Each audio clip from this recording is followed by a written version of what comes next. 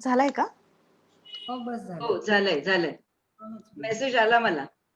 झालाय. रश्मीची सुरू करा. मलाही आलंय. नाही, माझ्या मिस्टरांच्या मोबाईलवर नाही येते अजून. आलंय लाईव्ह आलंय. आलंय? ओके. येईल जरा 2-3 मिनिट उशीर लागतो कधी कधी. ते लॅग असतं, थोडं टाइम लॅग येतो. करूया सुद्धा, सुरू करू. तुझ्या याच्यापासून सुरू कर रश्मी, प्रस्तावनेपासून. हो म्हणजे नमस्कार. लोकव्रत प्रकाशनाच्या वतीने मी रश्मी पदवाड मदनकर आपल्या सगळ्यांचे शब्दसुमनाने स्वागत करते.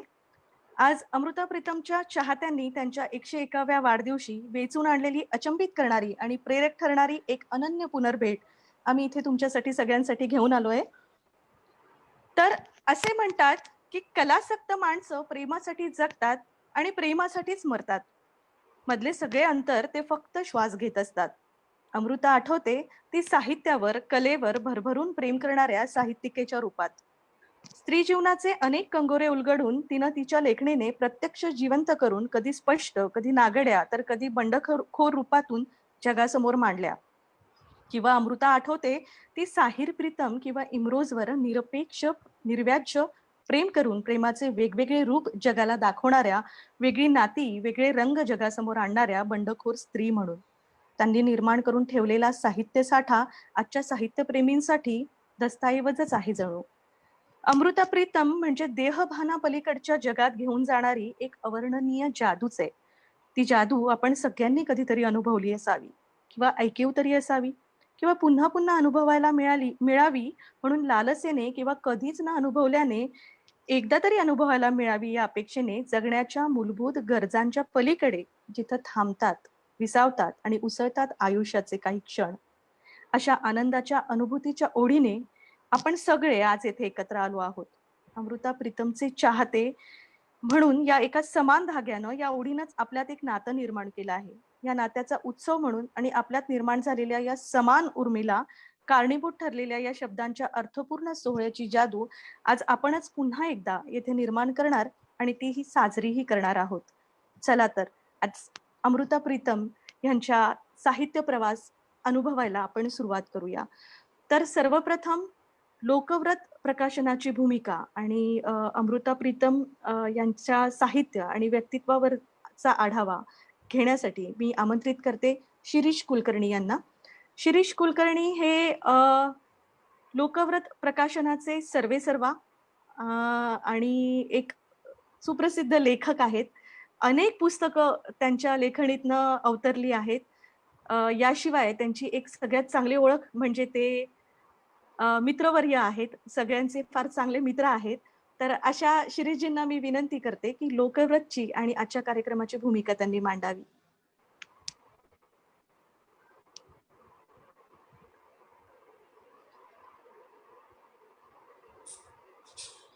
आवाज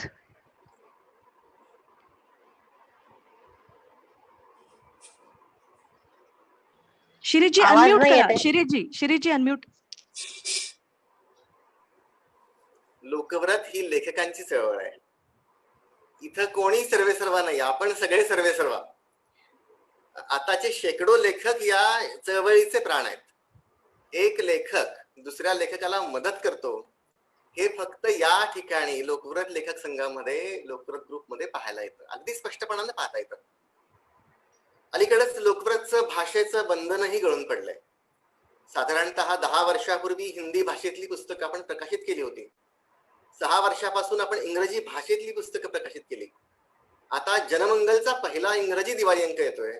या निमित्तानं इंग्रजी लेखकांची एक चळवळ देखील लोकव्रतला जोडली गेली हे सांगताना मला खूप अतिशय आनंद होतोय. याच्यामध्ये सिद्धी म्हणजे कल्याणी देशमुख, माननीय वैष्णवी बोरगावकर, मृणाली राजे, राधा देशमुख आणि डॉक्टर सुमेधा हर्षी आज या ठिकाणी आहेत. याशिवाय श्रेया सरनाईक यांचं तर नाव घ्यावंच लागेल. अशी मोठी नेतृत्व यासाठी कार्यरत आहेत. पहिल्याच वर्षी 25 इंग्रजी भाषेतले लेखक लिहित आहेत आणि आपल्या सगळ्यांना ठाऊक आहे की इंग्रजी दिवाळी अंकाच्या निमित्ताने पहिला इंग्रजी दिवाळी अंक करण्याचा मान देखील आपल्या लोकव्रत लेखक संघाला मिळतोय. सिद्धी देशमुख टीमचं मनापासून अभिनंदन. प्रत्येक व्यक्ती ही मला अमृता प्रीतम वाटते. प्रत्येक व्यक्ती ही स्वतः कादंबरी वाटते, असतेच. बस आपल्याकडे तिला ऐकायला वेळ हवा. मग लक्षात येतं की याचा अनुभव खूप भिन्न आहे. प्रत्येक व्यक्तीचं जगणं हे भिन्न आहे, जगा वेगळा आहे. कल्पना करूया की त्यांनी जर आपलं जीवन सांगायला सुरुवात केली तर आपण एकेका मनोगताबरोबर एक एक कादंबरी आपण मिळवू शकतो. ती वाचता येईल, त्यातून अनुभव मिळत जातील. बघा की श्रीकृष्णानं जर गीता लिहिली नसती तर काय वाचलं असतं आपण आज? वाल्मिकीने रामायण लिहिलं नसतं तर काय वाचलं असतं? मी तर म्हणतो की प्रत्येक व्यक्तीत परमेश्वर आहे. कदाचित ती व्यक्ती स्वतःहून लिहिणार नाही, स्वतःहून पुढे येणार नाही, ती संधी तिला मिळणार नाही, ती संकोचेल, पण तिनं लिहिलं पाहिजे. श्रेष्ठ कनिष्ठ आतले बाहेरचे भेद उरताच कामा नयेत.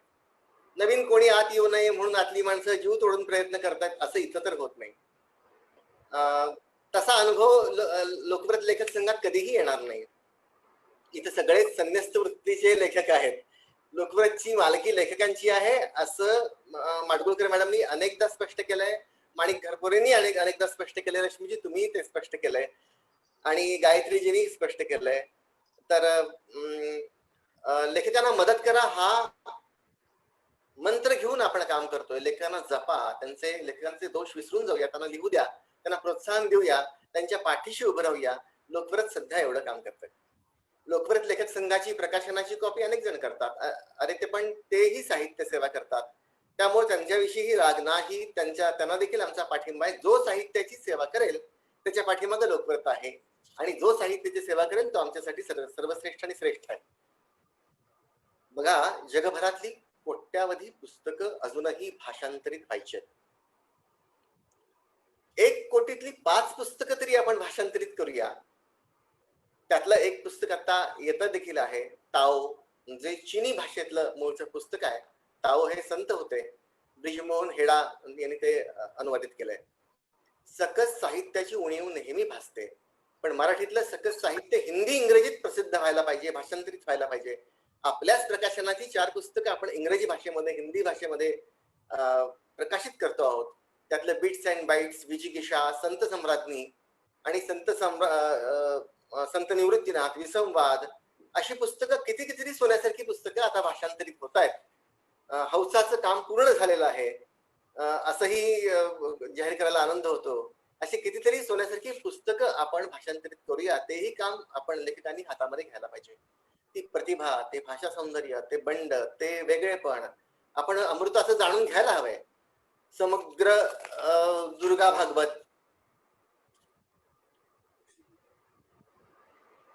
किंवा बहिणाबाई चौधरी, जिगर मोरादाबादी, गालिब, कबीर, ताओ, रुमी हे सगळं आपण अभ्यासणार आहोत. याच एका कार्यक्रमाच्या माध्यमातून लेखकांनी स्वतःहून पुढे यावं, त्याचं चिंतन करावं आणि स्वतःहून इथे या व्यासपीठावरती येऊन त्यांनी सांगावं आणि एक एक गोष्ट समजावून सांगावी.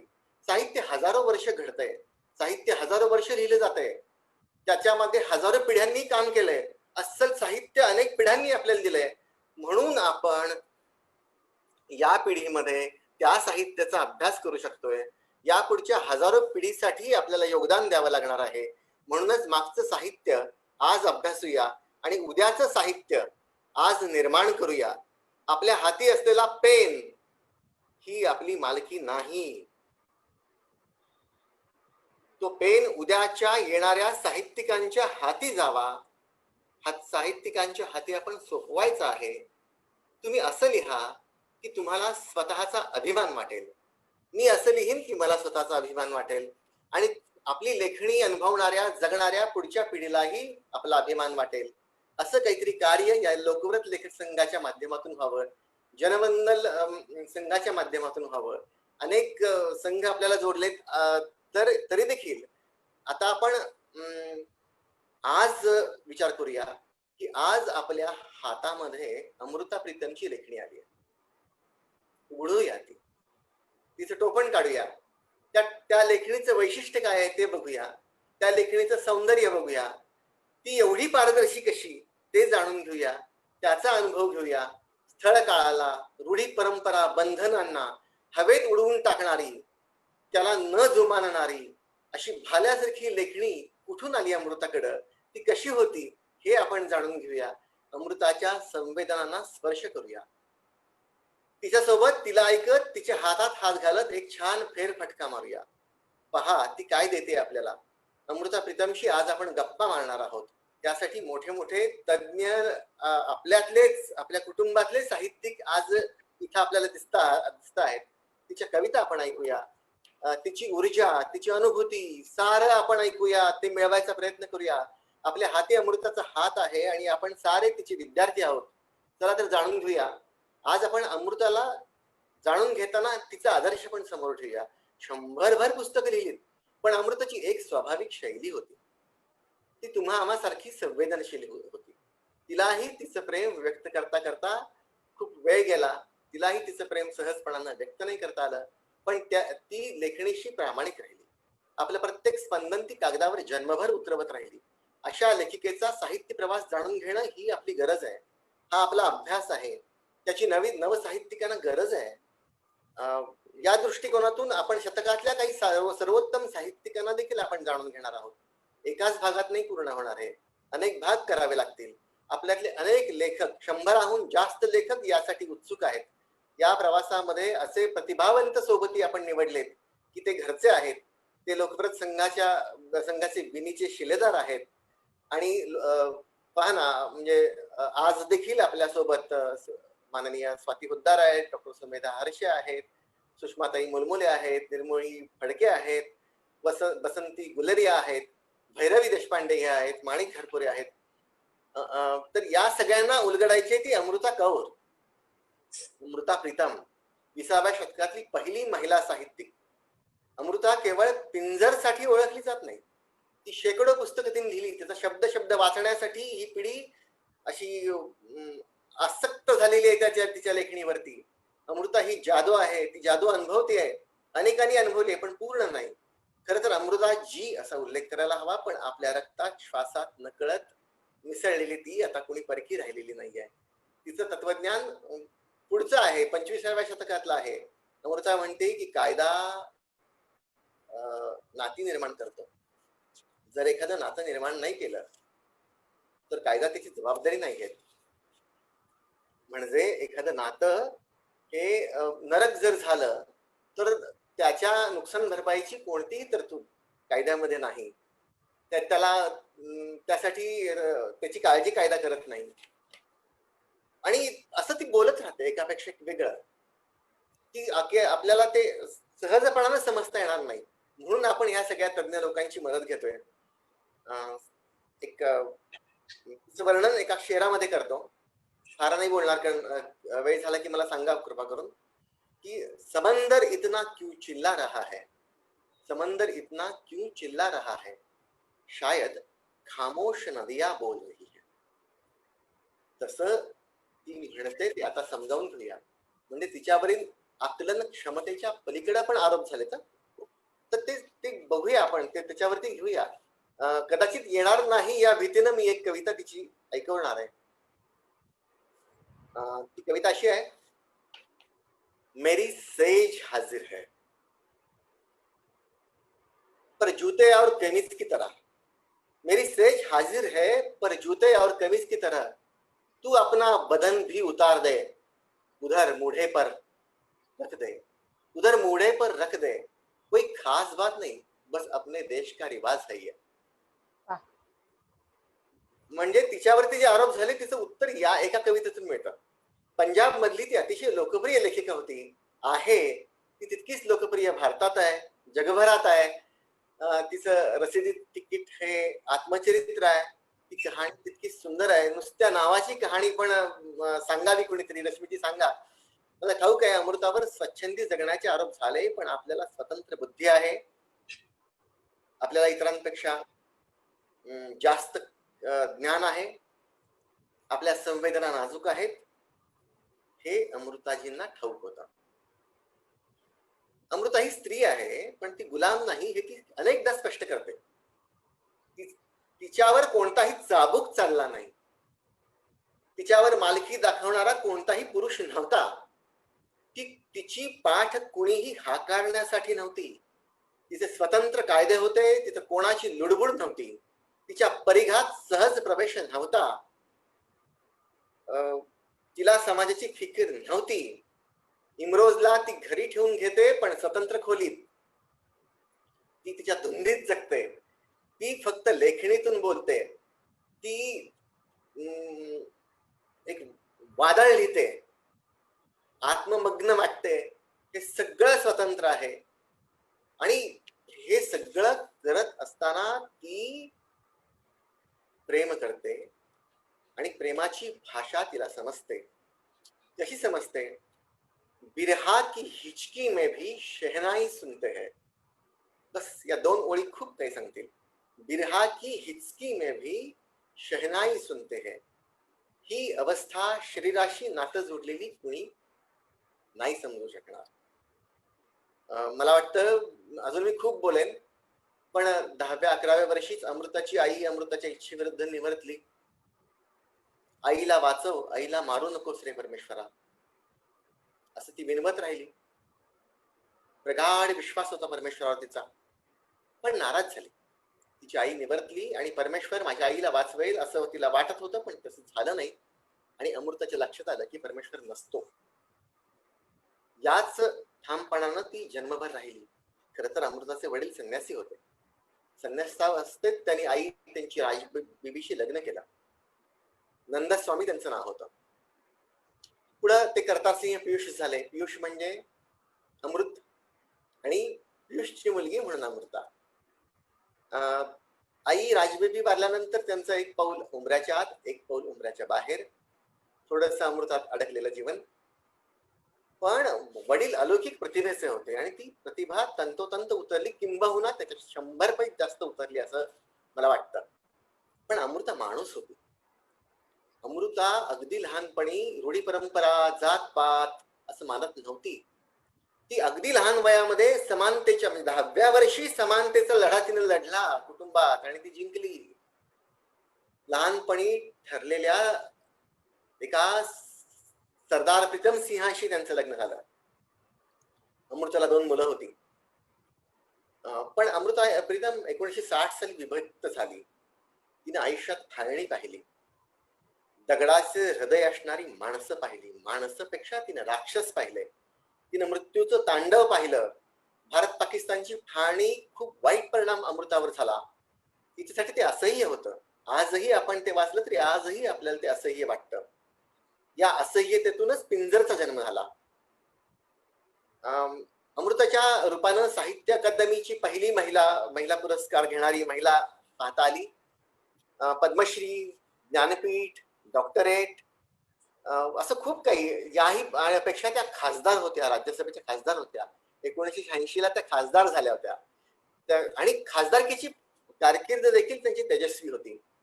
पण शेवट करतो मी. चलो एक बार फिर से अजनबी बन जाए, हे असेल, किंवा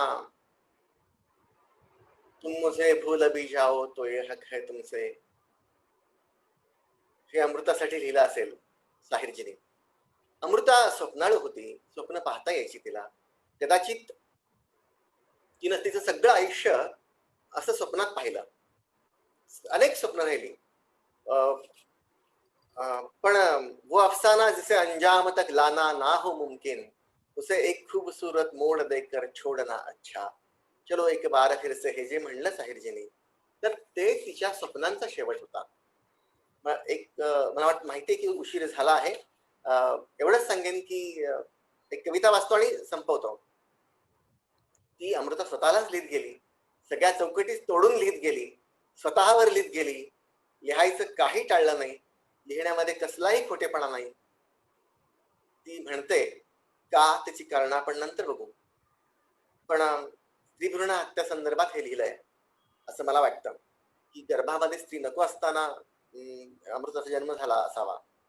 ती लिहिते आणि मैं वो लानत हूं, मैं एक जख्म का निशान हूं, मैं माँ की जिस्म का दाग हूं, मैं जुल्म का वो बोझ हूं जो मेरी माँ उठाती रही. कौन जाने कितना मुश्किल है एक जुल्म को अपने पेट में पालना. तिनं जे जे जाणलं, जे जे पाहिलं, जे जे अनुभवलं ते प्रामाणिकपणानं लिहिलं. मला वाटतं की आपण अमृताला समजून घेण्याचा प्रवास सुरू करूया. आणि मी विनंती करतो रश्मीजींना, मी माझा प्रस्ताविक थांबवतो, आपण पुढे कार्यक्रम सुरू करावा. धन्यवाद शिरीष सर. खूप छान बोललात, खूप छान अमृता उलगडून सांगितलीत आपण. तर परछाइयों को पकडने वालों सुन लो, परछाइयों को पकड़ने वालों सुन लो, सीने में जलती हुई आग की परछाई नहीं होती. सारी जिंदगी जो भी सोचती और लिखती रही, वो सब देवताओं को जगाने की कोशिश की थी, उन देवताओं को जो इंसान के भीतर सो गए हैं. अशी चिकित्सक परखड लिहिणारी तितकीच संवेदनशील व्यक्ती, लेखिका आणि कवयित्री. चुकीच्या सामाजिक मूल्यामुळे जर घर मोडली तरी चालतील, पण स्त्रियांना त्यांच्या स्वतंत्र विचारांनी जगता आलं पाहिजे, या मताची अमृता होती. साहस जगणारी आणि साहस जागवणारी अमृता होती. तर प्रस्थापित समाजाची चौकट ओलांडून प्रवाहाविरुद्ध पोहत वादळी आयुष्य जगणाऱ्या अमृताजींनी सतत अपेक्षा धरली, ती निर्भेळ प्रेमाची. 86 वर्षाच्या आयुष्यात त्यांच्या संवेदनशील मनाला जे सत्य उमगलं ते त्यांनी शब्दबद्ध केलं. लिहिणं म्हणजेच तिचं जगणं, तिच्यासाठी तिचं जीवनच लिहितं होतं. कवितेला कवितेतून व्यक्त केलं तरच तिचं कविता पण टिकतं, अन्यथा ती तुमच्या मुठीतून कधीतरी वाळूसारखी निसटून जाईल, हे प्रत्यक्ष त्या मुठीलाही कळत नाही, असं मानणारी अमृता होती. स्वातीताई आली आहे ना? हो. तर आपण आता वळूया आपल्या परिसंवादाकडे.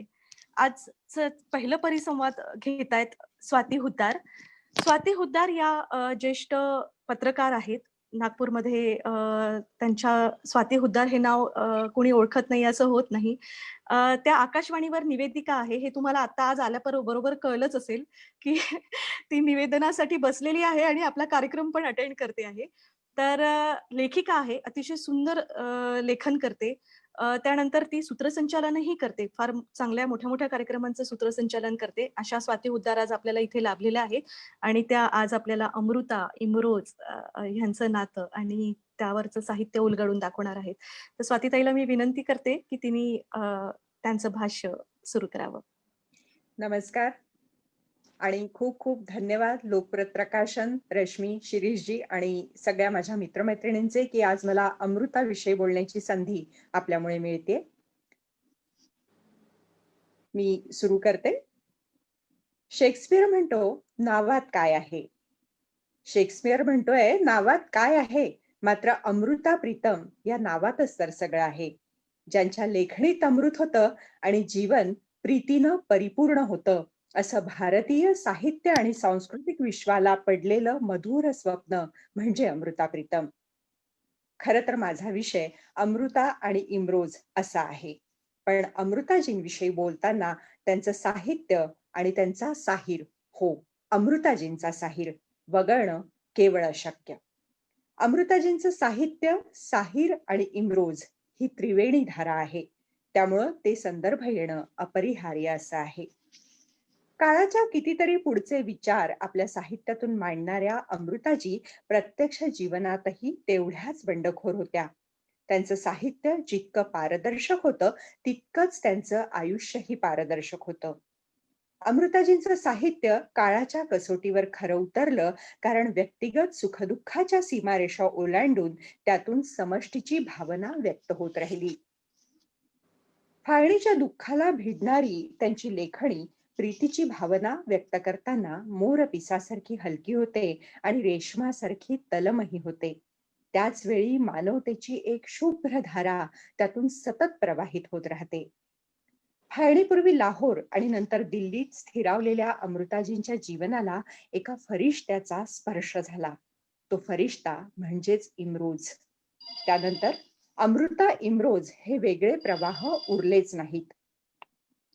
अमृता इमरोज यांची पहिली भेट झाली 1957 साली. थोडस एक सेकंद.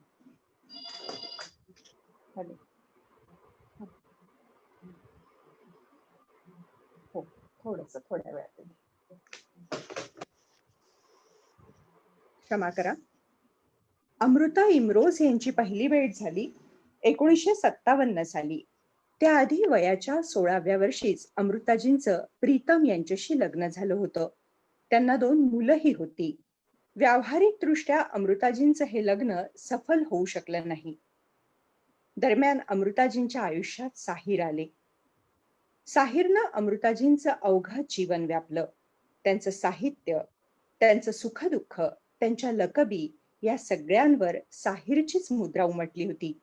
अशा वेळी इम्रोजचा त्यांच्या जीवनात प्रवेश झाला आणि अमृता साहिर या प्रेम प्रवाहाला कुठेही अवरुद्ध न करता इम्रोज नावाची नितळ, शीतल, स्वच्छ धारा अमृताजींच्या जीवन प्रवाहाबरोबर वाहू लागली. ती अमृताजींच्या जीवनाच्या अखेरपर्यंत नव्हे, त्यानंतरही, अजूनही, कायमचीच, कदाचित जगाच्या अंतापर्यंत. कारण इम्रोज म्हणतात, अमृता केवल शरीर से मेरे साथ नहीं है, मन से वो अब भी मेरे साथ है. उसने जिस्म छोड़ा है, साथ नहीं. वो अब भी मिलती है तारों की छाव में, कभी बादलों की छाव से, कभी किरणों की रोशनी में, कभी ख्यालों के उजाले से. हम उसी तरह मिलकर चलते हैं चुपचाप. हम फूलों के घेरे में बैठकर एक दूसरों को कलाम सुनाते हैं. अमृताजी ही म्हणतात, मैं तुझे फिर मिलूंगी, कहाँ कैसे पता नहीं, शायद तेरे कल्पनाओं की प्रेरणा बन, तेरे कैनवास पर उतरूंगी, मैं तुझे फिर मिलूंगी. इम्रोज आणि अमृताजींच्या या कविता शाश्वत प्रेमाचं तत्वज्ञान सांगणाऱ्या आहेत. इम्रोजवरचं त्यांचं प्रेम एक जन्म पुरणारं नाहीच, ते जन्मोजन्मीचं संचित आहे, हेच या कवितेतून अमृतानं सांगितलं आहे. अमृता, इम्रोज आणि त्यांचं नातं म्हणजे आकाशाची गहनता, समुद्राची गंभीरता. आकाश आणि समुद्राची निळी आभा या दोघांच्याही जीवनाला व्यापून उरली आहे. इम्रोज एका मुलाखतीत सांगतात, आमच्या संवादाला शब्दांची आवश्यकताच नव्हती. न बोलताच आम्ही एकमेकांना खूप काही सांगायचो. अमृता इम्रोज यांची भेट झाली तेव्हा अमृता दिल्ली रेडिओ स्टेशनवर एका पंजाबी कार्यक्रमासाठी जायच्या. इम्रोज त्यांना स्कूटरनं सोडणं आणणं करायचे. अमृताजी इम्रोजच्या पाठीवर बोटानं काहीतरी गिरवत असायच्या. पुढे त्यांनीच इम्रोजला सांगितलं की त्या पाठीवर साहिर साहिर असं लिहत असायच्या. एका मुलाखतीत कोणीतरी इम्रोजला विचारलं, तुम्हाला याचं वाईट वाटलं असेल ना? इम्रोज उत्तरले, यात वाईट वाटण्यासारखं काय आहे? पाठही तिचीच होती आणि नावही तिच्याच लाडक्या व्यक्तीचं होतं. अमृता इम्रोज एकत्र राहायला लागल्यापासून सगळी कामं सोबतच करायचे, मग ती घरातली असोत की नागमणीचं संपादन असो. इम्रोज म्हणतात, अमृताच्या सहवासात माझं सारं जीवन अमृतमय झालं होतं. एकदा अमृता भर पावसात इम्रोजच्या घरी आली. दरवाजा बंद होता. तिनं खटखटवला. इम्रोजनं तो उघडला, पण अमृता घरात आली नाही. म्हणाली, तुम्हारे दर पर भी दस्तक देना मुझे अच्छा नहीं लगता. इम्रोजनं घराची दुसरी किल्ली अमृताच्या सुपूर्द केली. ती कितीतरी वेळ त्या किल्लीकडे बघत होती. इम्रोज म्हणते, त्याच क्षणाला ती खोली मला घर झाल्यासारखी वाटली. एकदा अमृता इम्रोज हुमायूं अकबराच्या बागेत फिरत होते.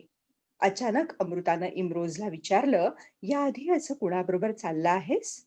इम्रोज उत्तरले, चाललो आहे, पण जाऊन आत्ता आली. ऐकून अमृता थांबली.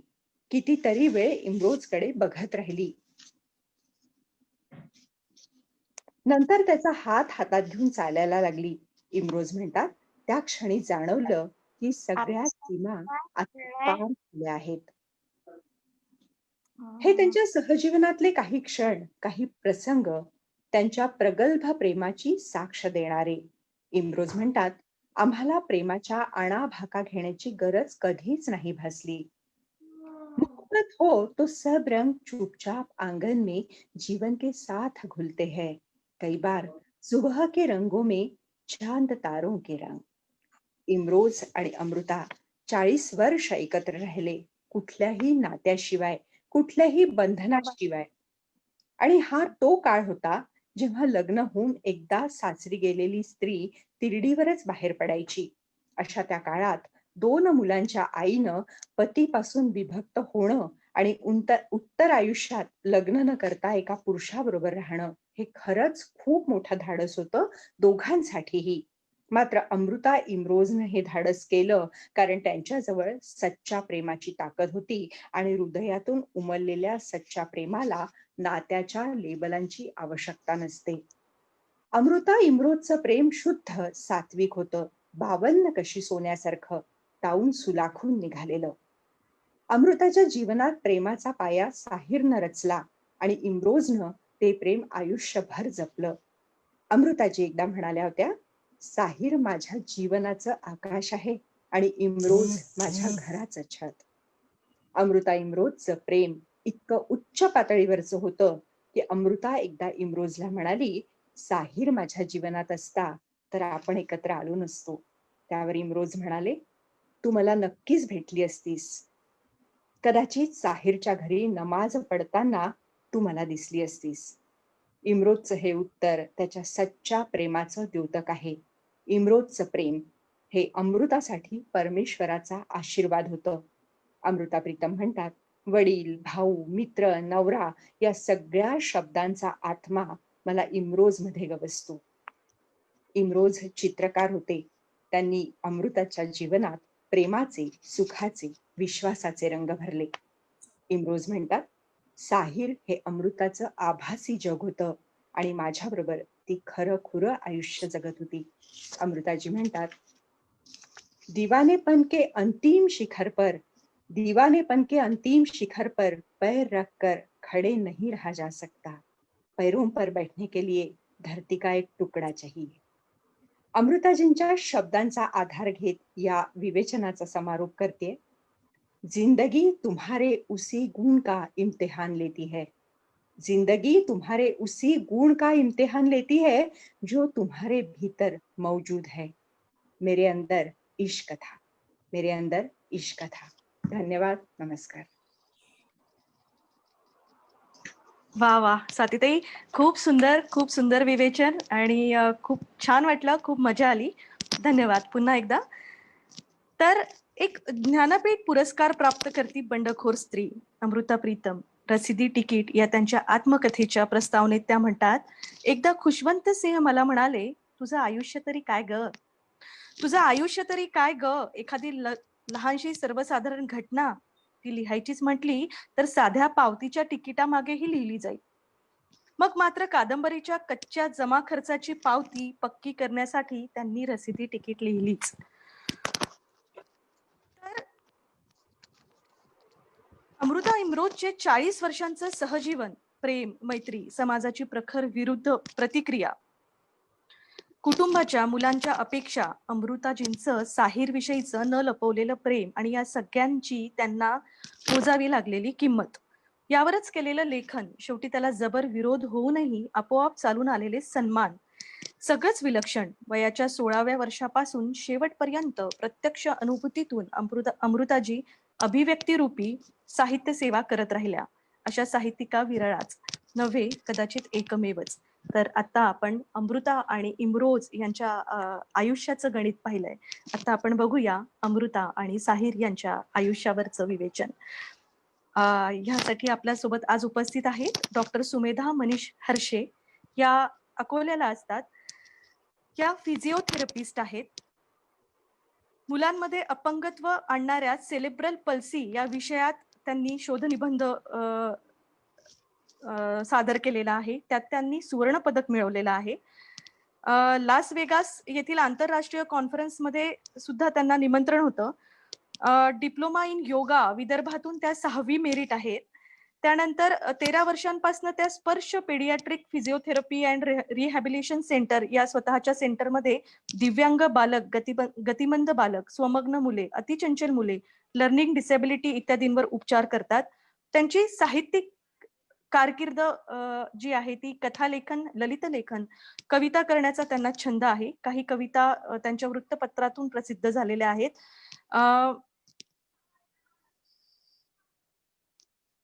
त्या नाटक क्षेत्रातही कार्यरत आहेत. शिवाय त्यांना अखिल भारतीय नाट्य परिषद मलकापूर शाखेतर्फे नाट्य क्षेत्रातील पदार्पणाबद्दल प्रतिभारंग हा सन्मान मिळालेला आहे. 2 बालनाट्याचे लेखन आणि दिग्दर्शन त्यांनी केलेलं आहे. तसंच इंटरनॅशनल वुमेन्स डेला वुमन ऑफ वर्थ हा सन्मान त्यांच्या आजवरच्या सगळ्या कामांसाठी मिळालेला आहे. अशा सुमेधाजी आज आपल्या उपस्थित आहे. मी त्यांना विनंती करते त्यांनी त्यांचं भाष्य करावं. धन्यवाद. नमस्कार रसिक श्रोते हो, मी डॉक्टर सुमेधा हर्षे. एक मिनिट सुमेधाताई, एकच मिनिट. एक हा. मिनिट. सगळ्यांना विनंती अशी आहे की जे बोलत नसतील त्यांनी कृपया त्यांचा माईक म्यूट करावा आणि भैरवीताई सुमेधाताईंना स्क्रीनवर घ्यावी. धन्यवाद. आणखी एक विनंती करू. हा. पेज वरती जवळपास आतापर्यंत 100 पेक्षा जास्त कमेंट झालेत. 90-100 कमेंट झालेत. त्यांना पण हाय करा. त्यांचंही स्वागत करा सगळ्यांचं. चालेल. स्क्रीन वरती सर दिसत नव्हते असे मेसेजेस आले होते मगाशी. हो, कारण ते सगळे एकत्र दिसत आहेत. भैरवीजी जे बोलतात त्यांना एकटं स्क्रीनवर घ्या. आपल्याला स्पीकर मोड ऑन आहे. आता स्पीकर मोड ऑन केलेला आहे मी मगाशीच. हो चालेल. आता येते. ठीक. हा, त्याच्यामुळे आता सगळे व्यवस्थित दिसतात आहे जे बोलतात आहे ते. ओके. कारण मेसेज तिथे सुद्धा एक व्यक्ती दिसते आहे असं. ठीक. सुमेधाजी आपण सुरू करावे. धन्यवाद. नमस्कार रसिक श्रोते हो, मी डॉक्टर सुमेधा हर्षे.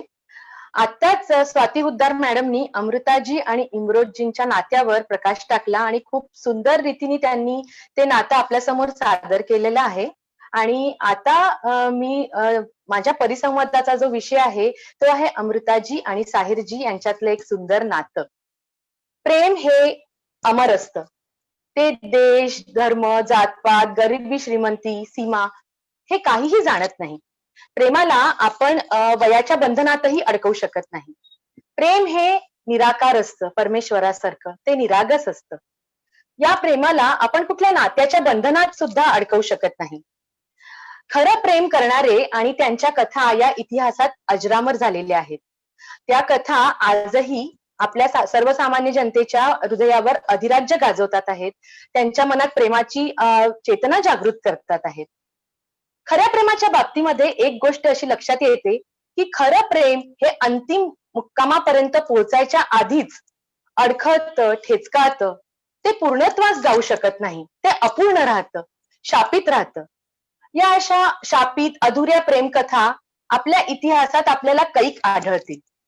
अशीच एक अधुरी अशी प्रेमकथा मी तुमच्या समोर सादर करणार आहे, अमृताजी आणि साहिरजी लुधियानवी यांची. बॉलिवूड मधली ही सगळ्यात मोठी अधुरी अशी प्रेम कहाणी म्हटल्या जाते. अमृताजी आणि साहिरजींचं प्रेम हे जगावेगळं होतं, अनोखं होतं. तळहाताच्या प्रेमाच्या रेषांच्याही पलीकडचं. त्यांच्या प्रेमाची जमापुंजी काय होती माहितीये? चहाचा एक कप, चहाचा एक उष्टा कप, सिगारेटची काही जळलेली थोटकं, प्रेमाने ओथंबून असलेली पत्र आणि खूप सुंदर रम्य आठवणी. बस त्या दोघांच्या प्रेमाची एवढीच जमापुंजी होती.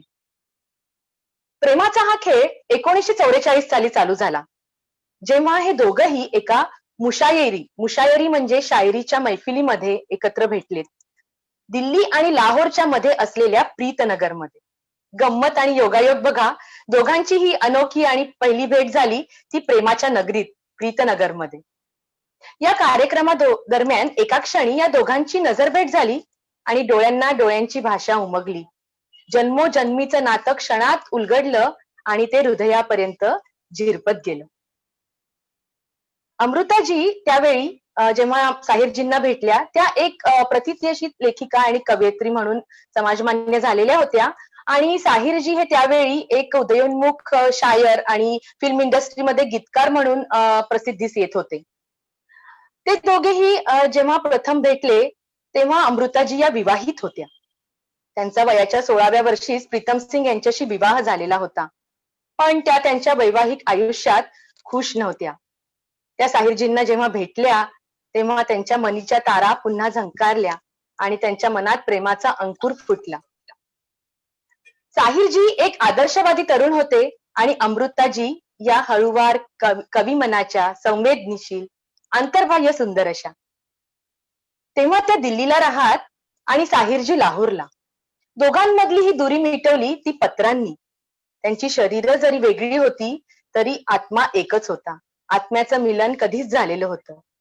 आणि मग कागदाचा तो तुकडाच त्यांच्या प्रेमाचा साक्षीदार बनला, त्यांच्या प्रेमाला रंग देत राहिला, त्यांच्या प्रेमाला आकार देत राहिला.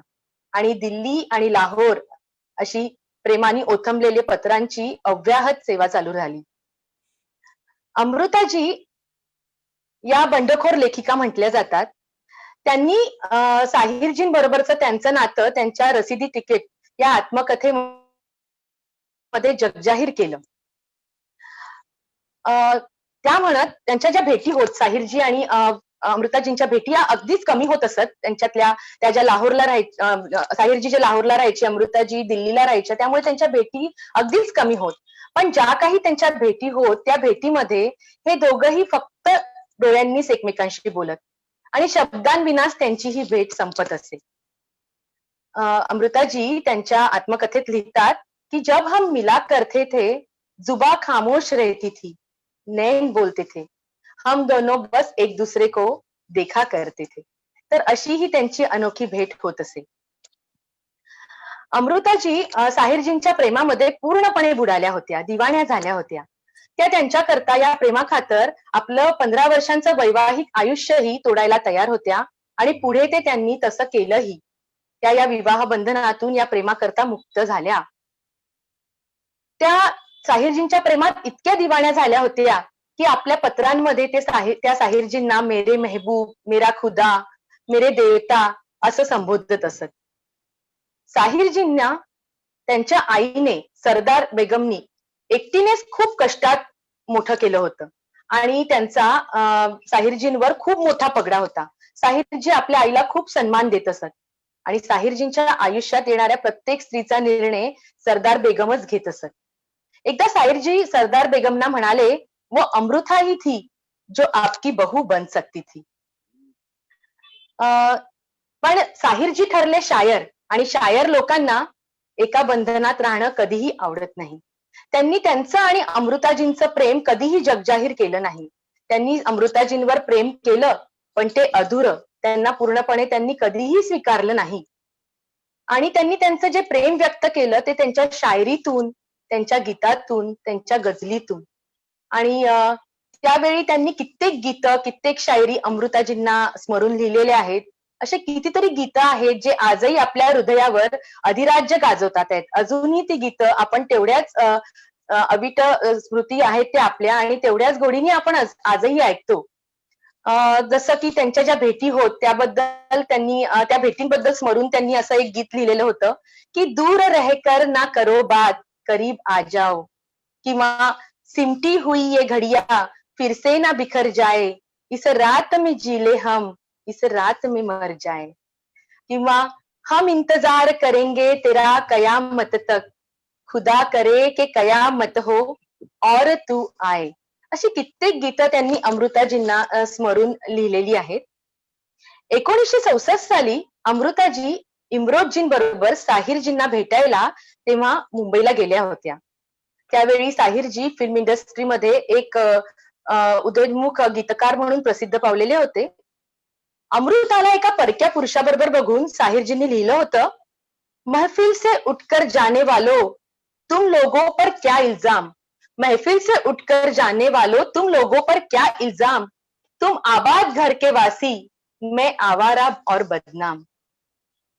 या दोघांच्या या सुंदर नात्यामध्ये दरार पडली जेव्हा साहिरजी गायिका सुधा मल्होत्रा यांच्यावर फिदा झाले आणि त्यांच्याकडे झुकत गेले.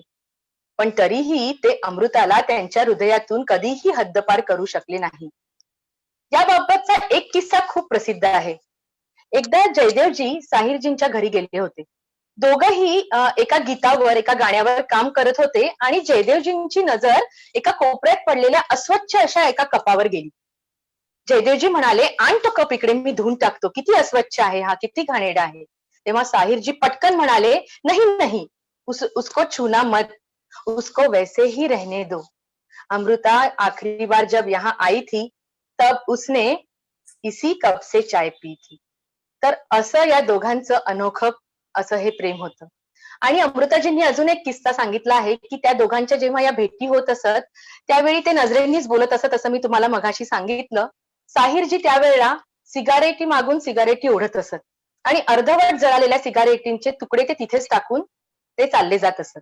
आणि त्यांची ही भेट संपल्यावर ही वेडी अमृता त्यांचे हे सिगारेटचे तुकडे आपल्या घरी घेऊन जात असे आणि ते त्यांनी आयुष्यभर जतन करून ठेवलेले होते. असं हे यांचं जगावेगळं आणि अनोखं प्रेम. साहिल आणि अमृताच्या प्रेमाचा सुखद शेवट झालाच नाही, पण आपण ते प्रेम नाकारू शकत नाही. त्या काळी त्यांचं हे प्रेम पाप समजलं जायचं, पण त्यांचं नातं हे शुद्ध आणि पवित्र होतं. असं नातं जे केवळ पत्रातून आणि नजरेतून खूप सुंदरतेने निभावलं गेलं.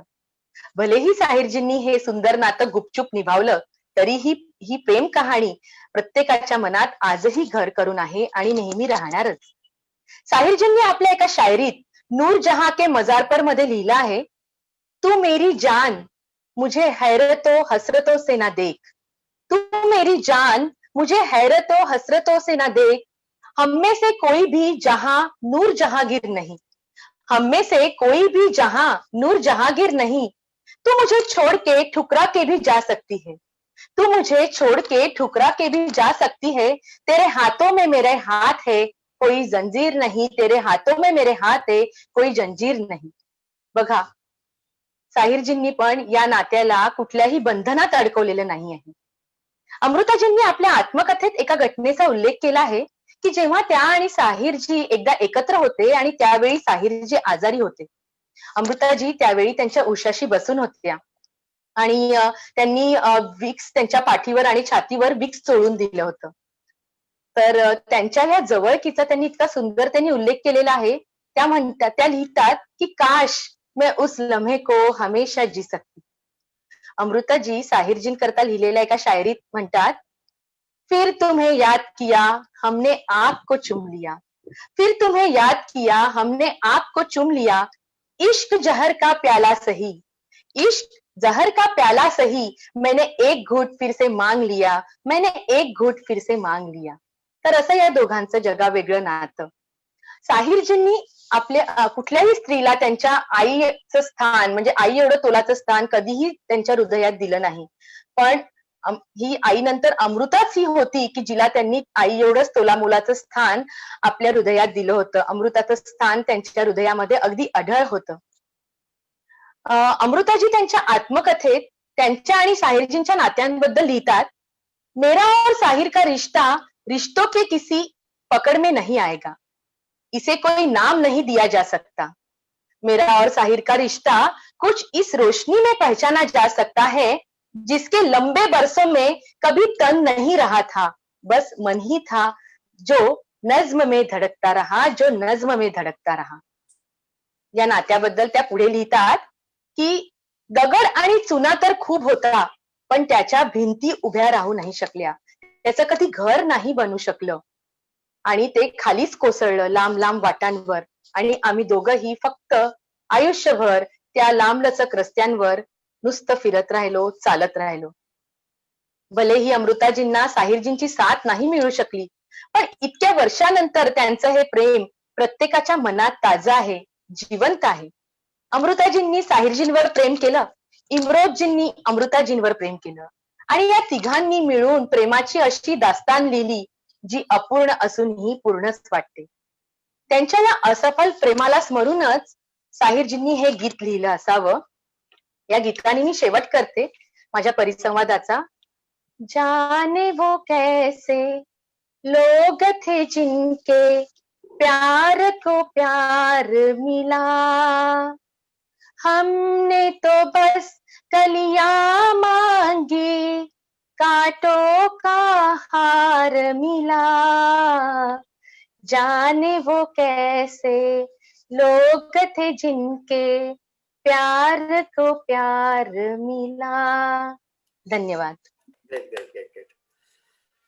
हा, तर आता खूप छान झालं, म्हणजे आपण खूप छान ह्याच्यात उलगडून गेलं. आता पुढचा जो भाग आहे तो आहे पत्र वाचनाचा. आपण पत्र वाचनासाठी आपण त्यांना बोलवतोय. ते आहेत गजानन चोपडे सर, की जे महाराष्ट्र राज्य इलेक्ट्रिसिटी बोर्डामध्ये आता नोकरीवर आहेत आणि अतिशय चांगल्या पद्धतीनं त्यांनी त्यांचं रसिक जीवन जपलेलं आहे, जगलेलं आहे. ते नाट्यकर्मी आहेत, ते कवी आहेत. अम, त्यां- आणखी आहेत. मला असं म्हणायचं की वेगळ्या वेगळ्या पत्र वाचण्यापेक्षा मी माणिकजींची पण ओळख करून देतो. माणिकजी लोकव्रतच्या संचालिका आहेत. हे लोकव्रतचं प्रेरणास्थान आहेत. रश्मी जी आहेत, गायत्री सुद्धा प्रेरणास्थान आहेत. आणि या लेखिका आहेत. विजिगीषा हे पुस्तक जर कोणी वाचलं नसेल तर वाचा, म्हणजे माणिकजी कोण आहेत ते कळतील, तोपर्यंत नाही समजणार. तर हा, तर मी त्यांना विनंती करतो. त्यांनी तशनगी पण त्यांचा हिंदी उर्दू ह्यांचा संग्रह प्रसिद्ध झालाय. तर त्यांनी पत्र वाचनाला सुरुवात करावी असं मला वाटतं. मेरी आशी, आज सवेरे मनोज का फोन आया। मैं उससे मिलने उसके होटल गया। बातचीत करते करते बात चल पड़ी पंजाबी फिल्म बनाने की, पंजाब जैसी ठोस और पंजाबियों जैसी सच्ची फिल्म बनाने की। बात तुम्हारे नॉवेल पिंजर पर आ गई।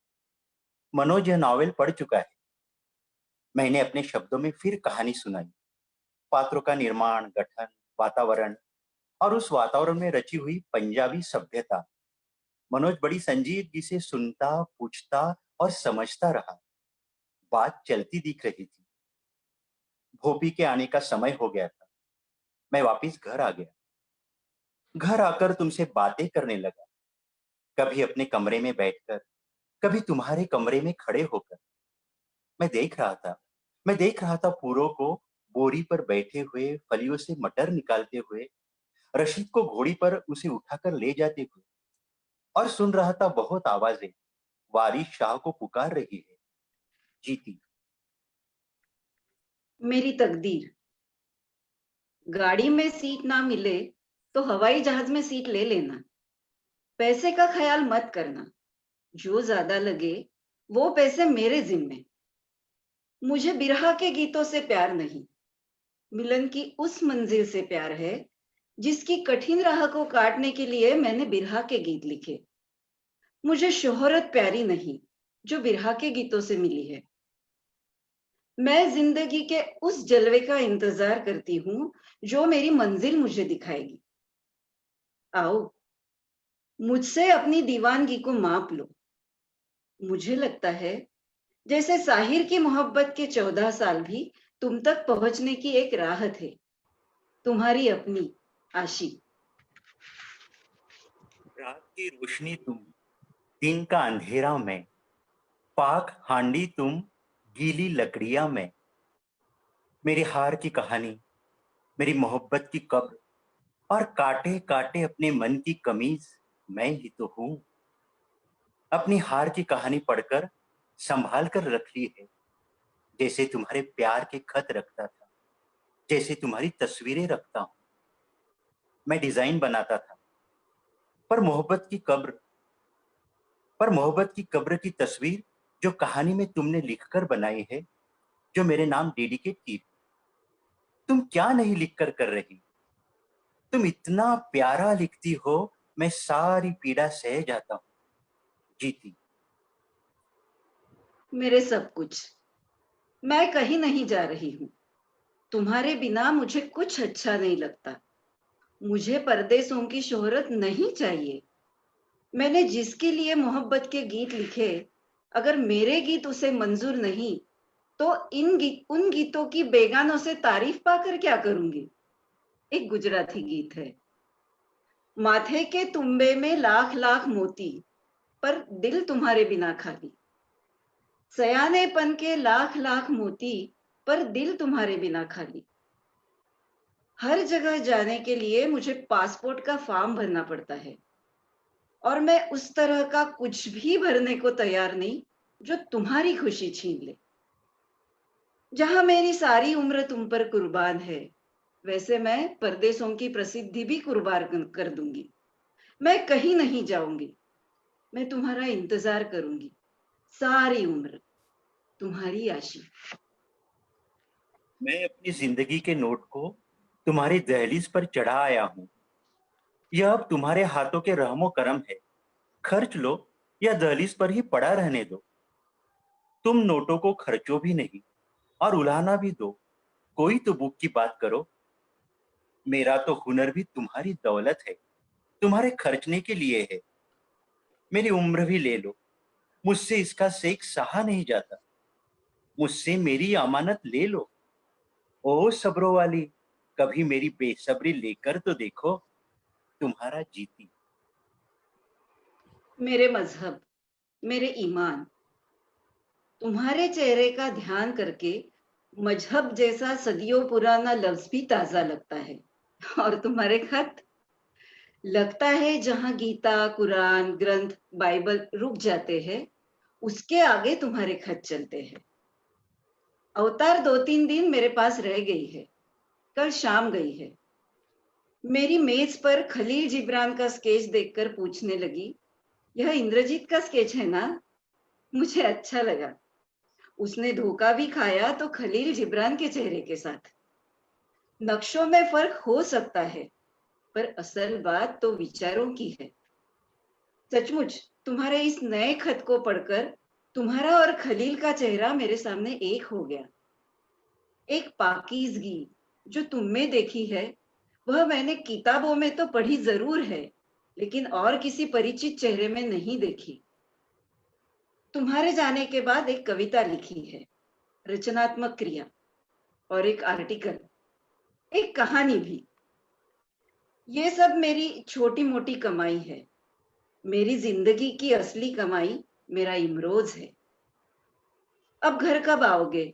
मुझे तारीख लिखो, ताकि उंगलियों पर दिन गिनूं तो उंगलियां अच्छी लगने लगे। तुम्हारी जोरबी। माया, एक सूरज आसमान पर चढ़ता है, आम सूरज, सारी धरती के लिए। साझे का सूरज, जिसकी रोशनी से धरती पर सब कुछ दिखाई देता है, जिसकी तपीश से सब कुछ जीता है, जन्मता है और फलता है। लेकिन एक सूरज धरती पर भी उगता है, खास सूरज, एक मन की घरती के लिए, सिर्फ एक मन के लिए, सारे का सारा। इससे एक बात, एक रिश्ता बन जाती है, एक ख्याल, एक रचना और एक सपना, एक हकीकत। इस सूरज का रूप इंसान का होता है। इंसान के रूपों की तरह इसके भी कई रूप हो सकते हैं। आमतौर पर यह सूरज एक ही धरती के लिए होता है, लेकिन कभी कभी आसमान की सूरज की तरह आम भी हो जाता है, सबके लिए। तब यह देवता, गुरु या पैगंबर के रूप में आता है।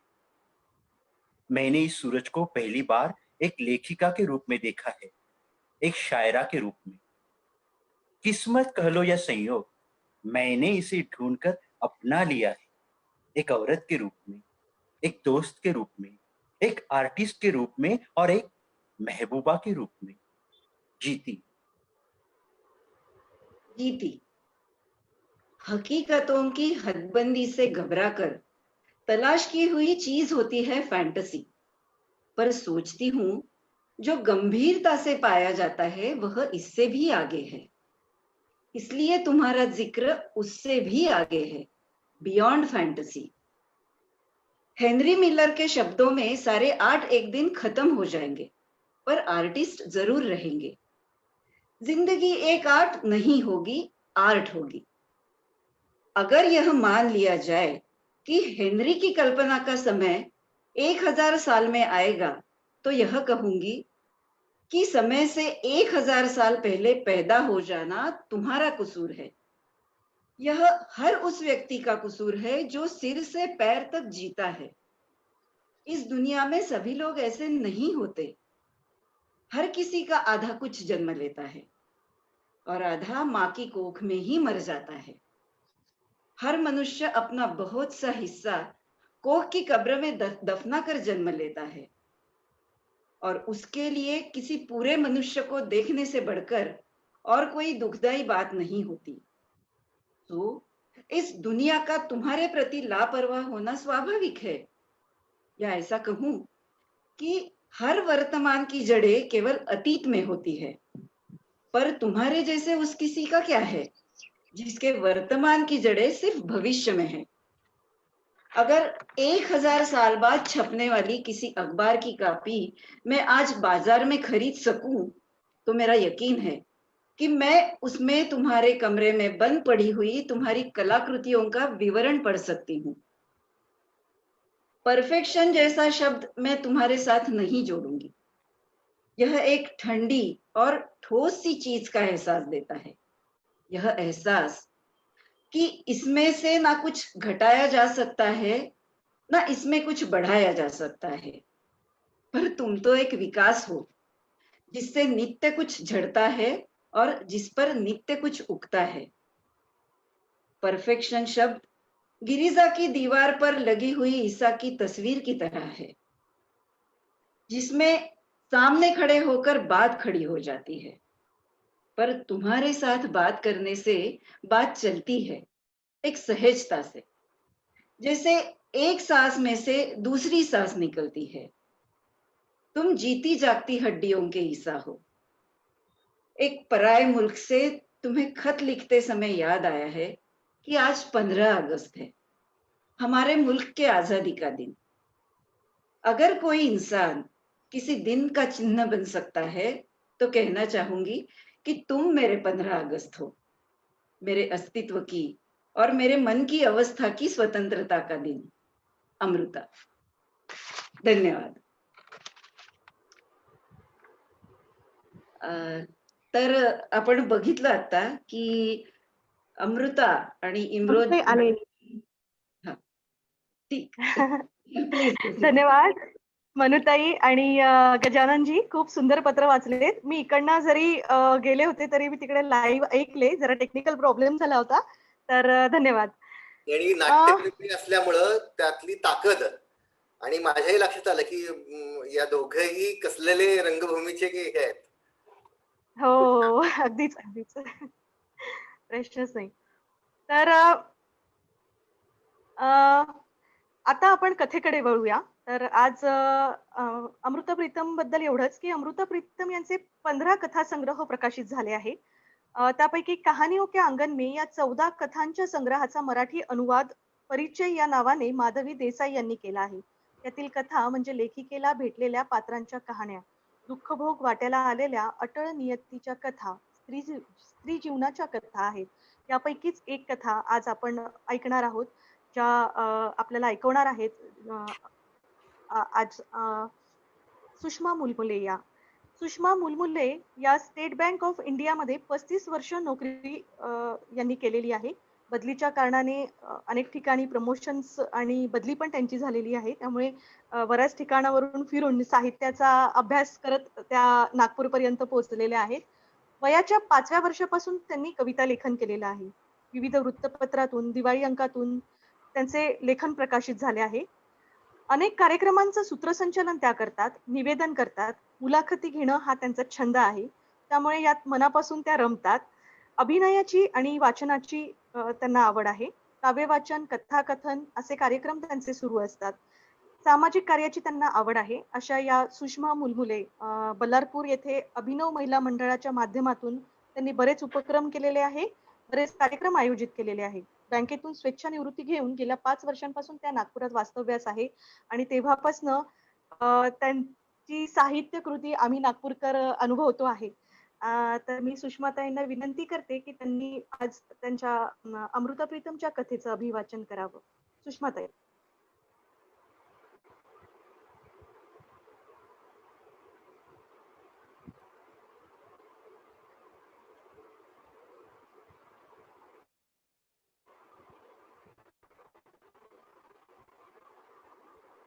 सुषमाताई, आवाज येत नाही. सुषमाताई आहात का? हॅलो. हॅलो, आवाज हा, येतोय सुषमाताई. माझा? हा, आवाज आता येतोय ना? येतोय. हा. हो हो हो, हा, बोला. एक छोटीशी दुरुस्ती करते की मी स्टेट बँकेत असताना सगळी प्रमोशन्स नाकारलीत बदलीच्या कारणाने आणि मी बल्लारपुरातच होते. तर पुढे माझ्या अतिशय लाडक्या लेखिकेची ही कथा वाचून दाखवताना मला खूप आनंद होतोय. खूप छोटी कथा आहे, पण अत्यंत तरल अशी ही कथा आहे. जीवी आणि रत्नी या दोन तरुण स्त्रियांच्या भोवती गुंफलेली अमृताजींची ही कथा सुषमाताई, आहे. कथेचं शीर्षक आहे आवाज एक. सुषमाताई, हा, आवाज नाही येते का? तुमचा नाही, आवाज कट होतोय. थोडस नेटवर्क नीट आवाज करता cut येईल तर होतोय. बघा. बघते एक मिनिट.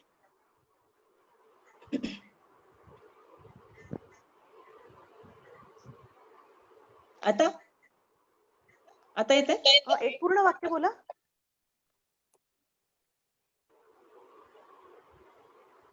पूर्ण वाक्य बोलाल सुषमाताई? नाही, त्या कदाचित बाहेरच पडल्यात. सुषमाताई, हॅलो हॅलो, येतोय का आवाज? व्यवस्थित येतोय? मी तुमचा आवाज Oh my नाही, God. तुम्ही सुरू करा, बघूया होईल बरोबर. बर. माझा नेटवर्कचा आता प्रॉब्लेम सुरू झाला असेल, खूप वेळ झाला ना, असू शकतं. एक खूप पाऊसही आहे सगळीकडे महाराष्ट्रात. पोचतोय का आवाज? पोचतोय का शिरीषजी? आज नागपुरात खूप पाऊस झालेला आहे. हो, येतोय हं. येतोय बोला. एक जीवी एक रत्नी एक सपना या शीर्षकाची ही छोटीशी कथा आहे, पण अत्यंत तरल अशी कथा आहे.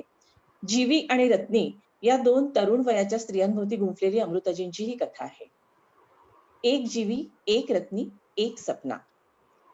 पालक एक आने गट्ठी, टमाटर 6 आने रत्तल और हरी मिर्चे 1 आने की ढेरी. पता नहीं तरकारी बेचने वाली स्त्री का मुख कैसा था कि मुझे लगा पालक के पत्तों की सारी कोमलता, टमाटरों का सारा रंग और हरी मिर्चों की सारी खुशबू उसके चेहरे पर पुती हुई थी. एक बच्चा उसकी झोली में दूध पी रहा था. एक मुट्ठी में उसने माँ की चोली पकड़ रखी थी और दूसरा हाथ वह बार बार पालक के पत्तों पर पटकता था. माँ कभी उसका हाथ पीछे हटाती और कभी पालक की ढेरी को आगे सरकाती थी, पर जब उसे दूसरी तरफ बढ़कर कोई चीज ठीक करनी पड़ती थी तो बच्चे का हाथ फिर पालक के पत्तों पर पड़ जाता था. उस स्त्री ने अपने बच्चे की मुट्ठी खोलकर पालक के पत्तों को छुड़ाते हुए घूर कर देखा, पर उसके होठों की हंसी उसके चेहरे की सिलवटों में से उछल कर बहने लगी. सामने पड़ी हुई सारी तरकारी पर जैसे उसने हंसी छिड़क दी हो, और मुझे लगा ऐसी ताजी सब्जी कभी कहीं उगी नहीं होगी. कई तरकारी बेचने वाले मेरे घर के दरवाजे के सामने से गुजर जाया करते थे. कभी देर भी हो जाती, पर किसी से तरकारी न खरीद सकती थी. रोज उस स्त्री का चेहरा मुझे बुलाता रहता था. उससे खरीदी हुई तरकारी जब मैं काटती, धोती और पतीले में डालकर पकाने के लिए रखती, सोचती रहती, उसका पति कैसा होगा? जब वह अपनी पत्नी को देखता होगा, छूता होगा, तो क्या उसके होठों में पालक का, टमाटरों का और हरी मिर्चों का सारा स्वाद खुल जाता होगा? कभी कभी मुझे अपने पर खींच होती थी कि इस स्त्री का ख्याल किस तरह मेरे पीछे पड़ गया है. इन दिनों मैं एक गुजराती उपन्यास पढ़ रही थी. इस उपन्यास में रोशनी की लकीर जैसी एक लड़की थी, जीवी. एक मर्द उसको देखता है और उसे लगता है कि उसके जीवन की रात में तारों के बीज उगाए हैं. वह हाथ लंबे करता है, पर तारे हाथ नहीं आते, और वह निराश होकर जीवी से कहता है, तुम मेरे गांव में अपनी जाति के किसी आदमी से ब्याह कर लो, मुझे दूर से ही सही तुम्हारी सूरत तो दिखती रहेगी. कहानी के धागे लंबे हो जाते हैं और जीवी के चेहरे पर दुखों की रेखाएं पड़ जाती है. इस जीवी का ख्याल भी आजकल मेरे पीछे पड़ा हुआ था, पर मुझे खींच नहीं होती थी. वे तो दुखों की रेखाएं थी, वही रेखाएं जो मेरे गीतों में थी, और रेखाएं रेखाओं में मिल जाती है. पर यह दूसरी जिसके होठों पर हंसी की बूंदें थी, केसर की तुरियां थी. दूसरे दिन मैंने अपने पाँव को रोका कि मैं उससे तरकारी खरीदने नहीं जाऊंगी. चौकीदार से कहा कि यहाँ जब तरकारी बेचने वाला आए तो मेरा दरवाजा खटखटा देना. दरवाजे पर दस्तक हुई. एक एक चीज मैंने हाथ लगाकर देखा. आलू नरम और गड्ढों वाले, फरसबीन जैसे फलियों के दिल सूख गए हो, पालक जैसे वह दिन भर की धूल पाक कर बेहद थक गई हो, टमाटर जैसे वे भूख के कारण बिलखते हुए सो गए हो। हरी मिर्चें जैसे किसी ने उनकी सांसों में से खुशबू निकाल ली हो। मैंने दरवाजा बंद कर दिया और पाँव मेरे रोकने पर भी उस तरकारी वाली की ओर चल पड़े। आज उसके पास उसका पति भी था। वह मंडी से तरकारी लेकर आया था और उसे साथ मिलकर दोनों तरकारियों को पानी से धोकर अलग अलग रख रहे थे, उनके भाव लगा रहे थे। उसकी सूरत पहचानी सी थी। इसे मैंने कब देखा था, कहाँ देखा था? एक नई बात मेरे पीछे पड़ गई। बीवी जी, आप? हाँ हाँ, मैं। पर मैंने तुम्हें पहचाना नहीं। इसे भी नहीं पहचाना? यह रत्नी, मांडकू रत्नी। मैंने अपनी स्मृतियों में ढूंढा, पर मांडकू रत्नी कहीं मिल नहीं रहे थे। 3 साल हो गए हैं, बल्कि महीना ऊपर हो गया है। एक गांव के पास, क्या नाम था उसका? आपकी मोटर खराब हो गई थी। हाँ, हुई तो थी। और आप वहां से गुजरते हुए ट्रक में बैठकर धुलिया आए थे नया टायर खरीदने के लिए। हाँ हाँ, फिर मेरी स्मृति में मुझे मांडकू और रत्नी मिल गए। रत्नी तब अध खिली कली जैसी थी और मांडकू उसे पराये पौधे पर से तोड़ लाया था। ट्रक का ड्राइवर मांडकू का पुराना मित्र था। उसने रत्नी को लेकर भागने में मांडकू की मदद की थी, इसलिए रास्ते में वह मांडकू के साथ हंसी मजाक कर रहा था। रास्ते के छोटे छोटे गांवों में कहीं खरबूजे बिक रहे थे, कहीं ककड़िया, कहीं तरबूज। और मांडकू का मित्र मांडकू से ऊंची आवाज में कहता, बड़ी नरम है ककड़िया, खरीद ले। तरबूज तो सुर्ख लाल है और खरबूजा तो बिल्कुल मिश्री है, मिश्री। खरीदना नहीं है तो छीन ले। वाह रे रांझे। अरे छोड़, मुझे रांझा क्यों कहता है? रांझा साला आशिक था कि नाई था? हीर की डोली के साथ भैंसे हाँक कर चल पड़ा। मैं होता न कहीं। वाह रे मांडकू, तो मिर्जा है, मिर्जा। मिर्जा तो हूं ही, अगर कहीं साहिबा मरवा न दे तो। और फिर मांडकू अपनी रत्नी को छेड़ता, देख रत्नी, साहिबा न बनना, हीर बनना। वाह रे मांडकू, तू मिर्जा और यह हीर, यह भी अच्छी जोड़ी बनी। आगे बैठा ड्राइवर हंस पड़ा। इतनी देर में मध्य प्रदेश का नाका गुजर गया और महाराष्ट्र की सीमा आ गई। यहाँ पर हर एक मोटर, लॉरी और ट्रक को रोका जाता था। पूरी तलाशी ली जाती थी कि कहीं कोई अफीम, शराब या किसी तरह की कोई चीज तो नहीं ले जा रहा। इस ट्रक की भी तलाशी हुई, कुछ न मिला और ट्रक को आगे जाने के लिए रास्ता दे दिया गया। जो ही ट्रक आगे बढ़ा, मांडकू बेतहाशा हंस पड़ा। साले साले अफीम खोजते हैं, शराब खोजते हैं। मैं जो नशे की बोतल ले जा रहा हूं, सालों को दिखी ही नहीं। रत्नी पहले तो अपने आप में सिकुड़ गई और फिर मन की सारी पत्तियों को खोलकर कहने लगी, देखना, कहीं नशे की बोतल तोड़ न देना, सभी टुकड़े तुम्हारे तलवों में उतर जाएंगे। कहीं डूब मत। मैं तो डूब जाऊंगी, तुम सागर बन जाओ।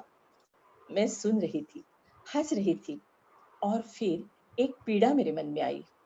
हाय रे स्त्री, डूबने के लिए भी तैयार है, यदि तेरा प्रिय एक सागर हो। फिर धुलिया आ गया। हम ट्रक में से उतर गए और कुछ मिनट तक एक ख्याल मेरे मन को कुरेदता रहा। यह रत्नी एक अधखिली कली जैसी लड़की। मांडकू इसे पता नहीं कहां से तोड़ लाया था। क्या इस कली को वह अपने जीवन में महकने देगा? यह कली कहीं पाँव में ही तो नहीं मसली जाएगी? पिछले दिनों दिल्ली में एक घटना हुई थी। एक लड़की को एक मास्टर वायलिन सिखाया करता था और फिर दोनों ने सोचा कि वे बंबई भाग जाए। वहां वह गाया करेगी और वह वायलिन बजाया करेगा। रोज जब मास्टर आता, वह लड़की अपना एक हाथ कपड़ा उसे पकड़ा देती और वह उसे वायलिन के डिब्बे में रखकर ले जाता। इस तरह लगभग महीने भर में उस लड़की ने कई कपड़े मास्टर के घर भेज दिए। और फिर जब वह अपने 3 कपड़ों में घर से निकली, किसी के मन में संदेह की छाया तक न थी। और फिर उस लड़की का वही अंजाम हुआ जो उससे पहले कई और लड़कियों का हो चुका था और उसके बाद कई और लड़कियों का होना था। वह लड़की बंबई पहुंचकर कला की मूर्ति नहीं, कला की कब्र बन गई। और मैं सोच रही थी, यह रत्नी क्या बनेगी? आज 3 वर्ष बाद मैंने रत्नी को देखा। हंसी के पानी से वह तरकारियों को ताजा कर रही थी। पालक 1 आने गड्ढी, टमाटर 6 आने रत्तल और हरी मिर्चें 1 आने ढेरी। और उसके चेहरे पर पालक की सारी कोमलता, टमाटरों का सारा रंग और हरी मिर्चों की सारी खुशबू पुती हुई थी। जीवी के मुख पर दुखों की रेखाएं थी, वही रेखाएं जो मेरे गीतों में थी और रेखाएं रेखाओं में मिल गई थी। रत्नी के मुख पर हंसी की बूंदें थी, वह हंसी जो सपने उगाए तो ओस के बूंदों की तरह उन पत्तियों पर पड़ जाती है। और वे सपने मेरे गीतों के तुकांत बन गए। जो सपना जीवी के मन में था, वही सपना रत्नी के मन में भी था। जीवी का सपना एक उपन्यास का आंसू बन गया था और रत्नी का सपना गीतों के तुकांत तोड़कर आज उसकी झोली में दूध पी रहा था।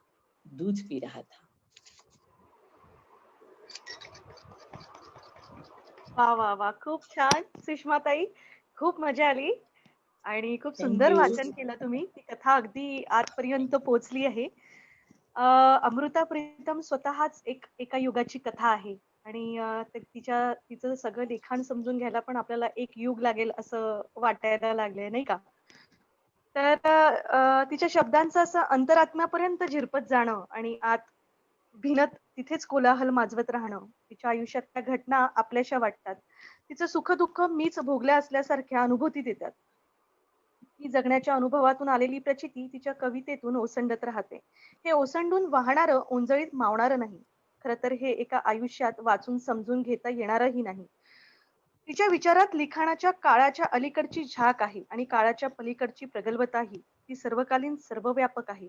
तिचे शब्द समजून घेण्यासाठी तिच्या कविताही समजून घ्याव्या लागतील. तर आता आपण वळूया कवितेकडे.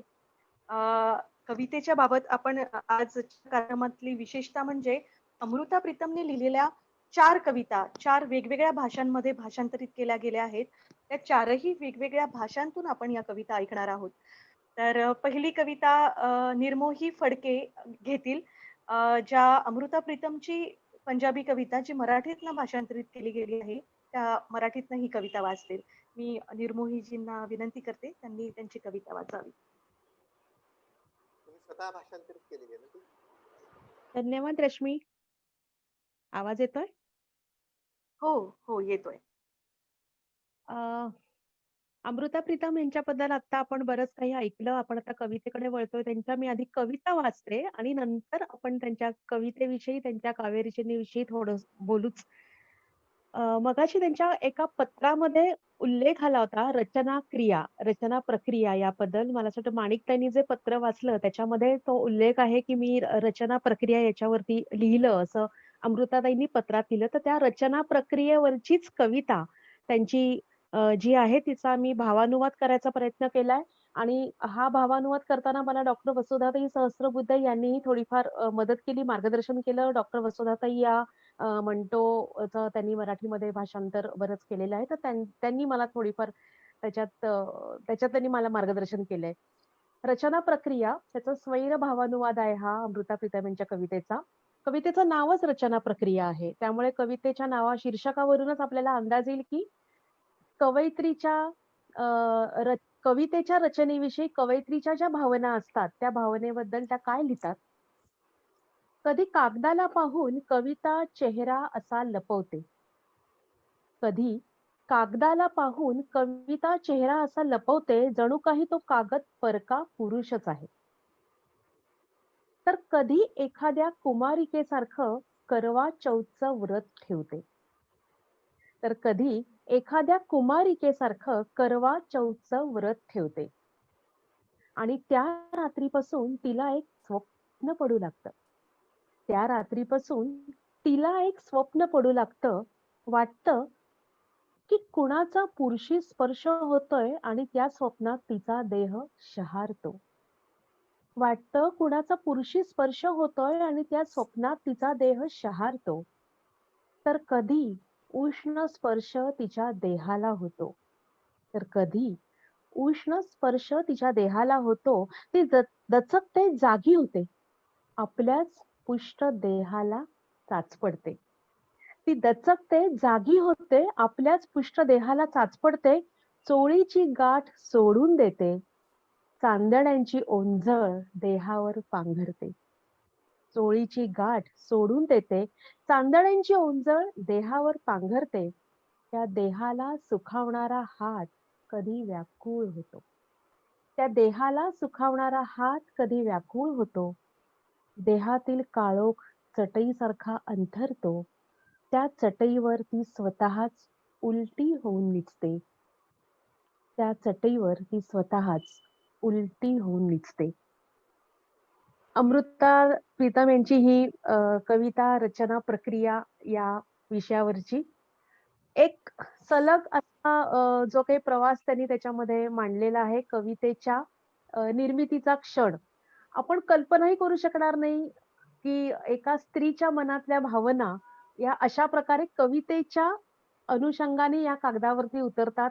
कागदाला ती आधी परका पुरुष मानत असते आणि नंतर त्याच कागदावरती ती निजलेली आहे. स्वतःचं सर्वस्व तिने त्याला अर्पण केलेलं आहे. आणि ही म्हणजे मला हा जो सगळा एकंदर धागा आहे आंतरिक अंदाळ नावाची एक कवयित्री आहे तमिळनाडूतली 8व्या-9व्या शतकामध्ये तिने त्यावेळेला कविता केल्यात आणि त्या तिच्या कवितेमध्ये हा जो उन्मुक्तपणा आहे, हा जो विमुक्तपणा आहे किंवा हे जे सर्वस्व उधळून देण्याचं जो भाव आहे, तो त्या काळामध्ये अंदाळने तिच्या कवितेमध्ये मांडला होता. अमृता प्रीतम यांच्या कवितेतला हा जो एक मुक्तपणा पण स्वैरपणा नव्हे, तर हा जो मुक्तपणा आहे तो त्यांच्या कवितेच्या या एकूण सगळ्या प्रक्रियेतून आपल्यापर्यंत येतो. मला असं वाटतं की कवितेचे निर्मिती क्षण, काव्याचे निर्मिती क्षण अनेक कवींनी आपापल्या कवितेमधून मांडले. प्रातिभस्पर्श जो होतो, बीज जेव्हा पडतं त्या कवितेचं आणि तिथून तो जो अंकुर फुटतो, तो कशाप्रकारे उलगडत जातो हा सगळा भाव अनेक कवींनी मांडला. परंतु अशा प्रकारे स्त्री मनामध्ये शिरून आणि स्त्री मनाला सुद्धा असणाऱ्या हे जे सगळे एक स्पर्शाचे आणि भावनांचे जे सगळे आयाम आहेत आणि जे सगळे पदर आहेत ते सगळे उलगडत कवितेच्या अंगातून ह्या सगळ्या कागदापर्यंत आणलेली ती कविता आणि तिथून ती आपल्यापर्यंत आलेली वाचकापर्यंत आलेली कविता ही रचना प्रक्रिया अतिशय वेगळ्या आणि तरल पातळीवरची आहे. अमृता प्रीतम यांच्या कवितेचं सामर्थ्य, लेखणीचं सामर्थ्य या एवढ्या लहान रचनेमधून सुद्धा आपल्यासमोर उलगडतं. तेव्हा मला असं वाटतं ह्या रचने प्रक्रियेतूनच आपली कविता आता आपण पुढे काव्य हा जो काही एकंदर सगळा आपला प्रवास आहे अमृता प्रीतम यांच्या कवितेचा हा पुढे नेऊया आणि पुढच्या कवितेकडे आपण वळूया. धन्यवाद. धन्यवाद निर्मोही. कविता सुंदरच तू सादर केलीस. कविता सुंदरच होती. तू सादरही सुंदर केली आणि त्याचं जे काही विवेचन केलं ते पण खूप सुंदर होतं. धन्यवाद. तर अमृता प्रीतम यांचीच आणखी एक सुंदर कविता आपण हिंदीतनं त्याचा भावानुवाद केलेला गायत्री मुळे या सादर करतील. तर गायत्री मी तुम्हाला विनंती करते तुम्ही तुमची कविता सादर करावी. नमस्कार. येतोय का आवाज? हो येतोय. कवितेचं नाव आहे किताबें शिनाख्त नहीं बनती. आज की ये कविता अमृता प्रीतम के आखिरी दिनों में लिखी गई कविताओं में से है. उनका अपने सपनों पर बहुत विश्वास था और उन सपनों को उन्होंने नज्म तथा कविताओं में ढाल दिया था. उनकी दोस्त तौसीफ, जो बंटवारे के बाद अमृता से मिलने पाकिस्तान से आई थी, उसके मिलने के बाद हुई बात इस कविता में है. उनकी बातों में बंटवारे का दर्द है. किताबें शिनाख्त नहीं बनती. वह आई थी, तौसीफ आई थी, सफर के लिए शिनाख्त के कागजों पर मोहरें लगवाती हुई. वह आई थी, तौसीफ आई थी, सफर के लिए शिनाख्त के कागजों पर मोहरें लगवाती हुई और उंगलियों पर गिने जा सके इतने दिनों की मोहलत मांगकर. वह आई थी, तौसीफ आई थी, सफर के लिए शिनाख्त के कागजों पर मोहरें लगवाती हुई और उंगलियों पर गिने जा सके इतने दिनों की मोहलत मांगकर. मैंने तौसीफ को अपने बाहों में भर लिया। मैंने तौसीफ को अपने बाहों में भर लिया तो सूरज अस्त होने को था। जो आलते की एक मुट्ठी मेरे मुंडेरी पर छिड़कता और तौसीफ को मेरे हवाले करता हुआ आसमान से गुजर गया। मैंने तौसीफ को बाहों में भर लिया तो सूरज अस्त होने को था।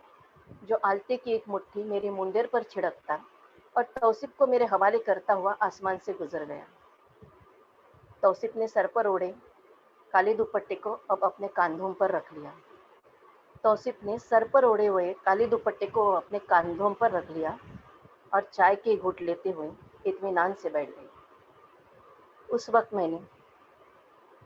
वक्त मैंने अपने हाथों पर पड़ी वक्त की सलवटों को देखा और कहा, अच्छा हुआ तौसीफ, तू आ गई। शायद अब वक्त ज़्यादा नहीं बचा। उस वक्त मैंने अपने हाथों पर पड़ी वक्त की सलवटों को देखा और कहा, अच्छा हुआ तौसीफ, तू आ गई। शायद अब वक्त ज़्यादा नहीं बचा। तौसीफ कहने लगी, ये क्या है? सिर्फ मिट्टी की एक रेखा है जो पार करने के लिए निगोड़ी इजाज़त मिली ही नहीं। तौसीफ कहने लगी, ये क्या है? सिर्फ एक मिट्टी की रेखा है जो पार करने के लिए निगोड़ी इजाज़त मिली ही नहीं। मेरे पल्लू में सिर्फ किताबें थी। मेरे पल्लू में सिर्फ किताबें थी और किताबें शिनाख्त नहीं बनती। मेरे पल्लू में सिर्फ किताबें थी और किताबें शिनाख्त नहीं बनती, न तेरी शिनाख्त न मेरी शिनाख्त। वहाँ सिर्फ एक सख्त सी आवाज़ थी जो पूछने लगी, उस पार रहने का मेरा ठिकाना क्या होगा? वहाँ सिर्फ एक सख्त सी आवाज़ थी जो पूछने लगी, उस पार रहने का मेरा ठिकाना क्या होगा? तो मैंने तेरा नाम लिया। वो आवाज़ फिर से कहने लगी, सिर्फ इस नाम से क्या होगा? कुछ और नाम बताओ जहाँ ठिकाना हो। मैंने कहा, अमृता का नाम 100 नामों से बड़ा है, पर उनके कान बंद थे जो कुछ सुन ही नहीं रहे थे। मैंने कहा, अमृता का नाम 100 नामों से बड़ा है, पर उनके कान बंद थे जो कुछ सुन ही नहीं रहे थे। खुदा खुदा करके कई मुहरें लगी, तब जाके मेरा आना हो सका। फिर भी रास्तों में 2-2 जिरहगारों से गुजरना पड़ा।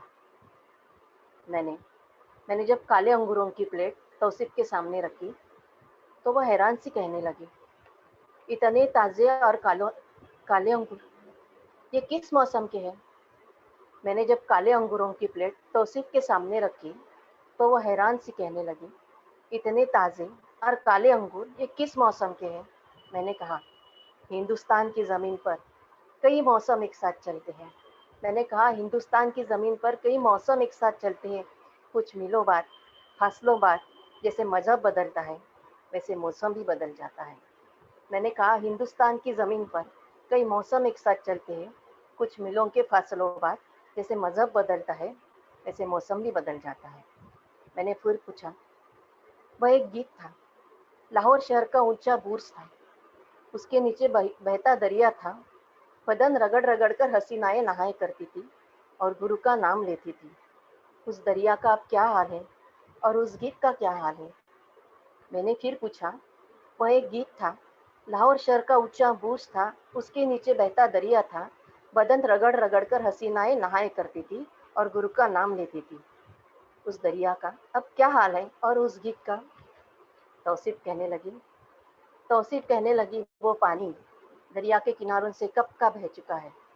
तौसीफ कहने लगी, वो पानी दरिया के किनारों से कब का बह चुका है और गुरु का नाम, वो तो कब का कुफ्र हो चुका है। मैंने कहा, हाय अल्लाह, गुरु मुर्शिद का नाम भी कभी कुफ्र हुआ है? मैंने कहा, हाय अल्लाह, गुरु मुर्शिद का नाम भी कभी कुफ्र हुआ है?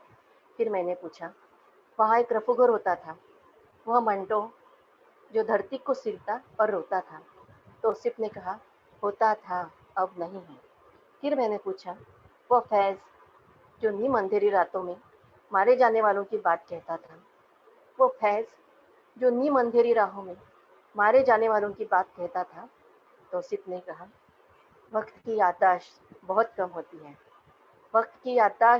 कम होती है, 1 बरस या शायद मुश्किल से 2 बरस और फिर शहर खामोश। मैं कुछ और पूछने वाली थी, लेकिन तौसीफ ने शहर खामोशा कह दिया। मेरे बदन में कहीं कुछ दिए से जलने लगे। मेरे बदन में कहीं कुछ दिए से जलने लगे, शायद कब्रों पर रखने के लिए। अमृता प्रीतम। नमस्कार। खूप सुंदर. वा, खूप सुंदर. गायत्रीताई, खूप सुंदर कविता तुम्ही सादर केली. कविताच फार सुंदर आहे आणि सादरीकरणही फार सुंदर. तौसिफ आणि अमृताच्या संवादातून झालेली ही कुफ्र की बात. तर अमृता प्रीतम तशा कुफ्र की बात साठी फेमस होत्या. ते या कवितेतनं खूप चांगलं झळकलंय. धन्यवाद पुन्हा एकदा. तर अमृता प्रीतम आणि पंजाबी नाही असं जर झालं तर हा या कार्यक्रमावर पण अन्याय असू शकतो, कारण त्या मुळातच पंजाबी लेखिका आणि कवयित्री होत्या. तर त्यांची कविता पंजाबीतूनच ऐकणं हा एक वेगळा आनंद आहे. तर मी पंजाबी कविता सादर करण्यासाठी बसंती गुलेरिया यांना आमंत्रित करते. त्यांनी अमृता प्रीतमची पंजाबी कविता आमच्या समोर सादर करावी. बसंती जी. जी नमस्कार. सुनाई दे रहा है सबको? हेलो, जी, सुनाई दे रहा है. सुनाई दे रहा है ना? सुना दे रहा है. हाँ जी, मैं शुरू कर रही हूँ. हाँ जी. 101 वर्ष पहले भारत के पंजाब गुजरांवाला शहर में जन्मी अमृता प्रीतम कलम की सिपाही थी. अमृता प्रीतम को पंजाबी भाषा की पहली कवित्री माना जाता है. 1959 में पाकिस्तान में एक फिल्म आई थी करतार सिंह, जिसमें जुबैदा खानम और इनायत हुसैन भट्टी ने एक गीत गाया है. अज आखां बारिशाह नू कि तो कबरां विचों बोल, अताक बारिशाह आज तुझसे मुखातिब हूँ, उठो कब्र में से बोलो, बहुत मशहूर हुई. बरसों बाद भी पाकिस्तान में बारिशाह की दरगाह पर उर्स पर अमृता प्रीतम की ये कविता गाई जाती रही. अमृता प्रीतम जैसे साहित्यकार रोज रोज जन्म नहीं लेते. उनके जाने से एक युग का अंत हुआ है. अब तो हमारे बीच नहीं है, लेकिन उनके साहित्य हमेशा हम सबके बीच में जिंदा रहेगा और मार्गदर्शन करता रहेगा. उनको श्रद्धांजलि देते हुए, अर्पित करते हुए उनकी पंजाबी कविता एक खत में आप सबके सम्मुख पेश कर रही हूँ. एक खत, पंजाबी में एक खत. चन सूरज दो दवाता कलम न डोबा लिया, लिखतम तमाम धरती पढ़तम तमाम लोग. साइंसदान दोस्तों, गोलियां बंदूकां ते एटम बनाने तो पहला ए खत पढ़ लवो.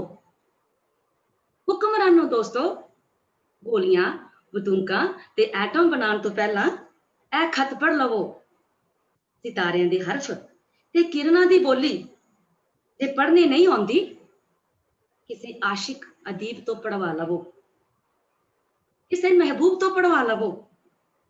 ते हर एक मां दी ये मात बोली, घड़ी को बह जाओ किसी भी थां ते खत पढ़वा लवो किसी भी मां तो. ते फिर आवो मिलो कि मुल्कां दी हद जिथे है, एक हद मुल्क दी मेच के वेखो, एक हद इलम दी, एक हद इश्क दी. ते फिर दसो कि किस दी हद किथे है. चन सूरज दो दवातां अज एक डोबा लवो, ते इस खत दी पहुंच देवो. ते दुनिया दी सुख साथ दे दो, अखर भी पा दिओ. तुहाडी अपनी धरती, तुहाडा खत उड़ीकदी, बड़ा फिकर करदी पई. धन्यवाद. अर्थ नाही समजला. वा पण, वा वा, खूप अप्रतिम. खूप अगर इसका अप्रतिम. अनुवाद चाहिए तो मैं हिंदी में अनुवाद कर देती हूँ. जी जी, नेक्स्ट टाइम यही कार्यक्रम हम लोग कंटिन्यू करने वाले हैं. मैं उसकी घोषणा आगे करूंगी ही, तो उसके बारे में मैं आपको बताती हूँ. लेकिन अभी आपने जो भी सादर किया है ना, वो बहुत खूबसूरत था, बहुत प्यारा. बहुत बहुत तर धन्यवाद.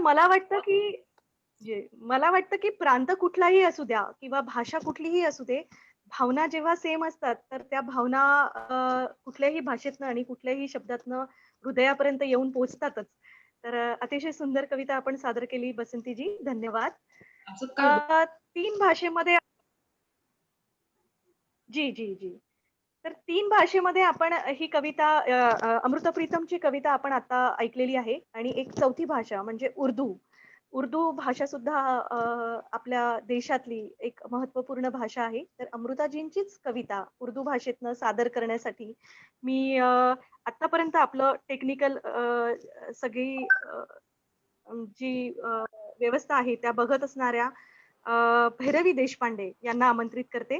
भैरवी ताई, तुम्ही अमृता प्रीतमची उर्दू कविता सादर करावी अशी मी तुम्हाला विनंती करते. भैरवी ताई.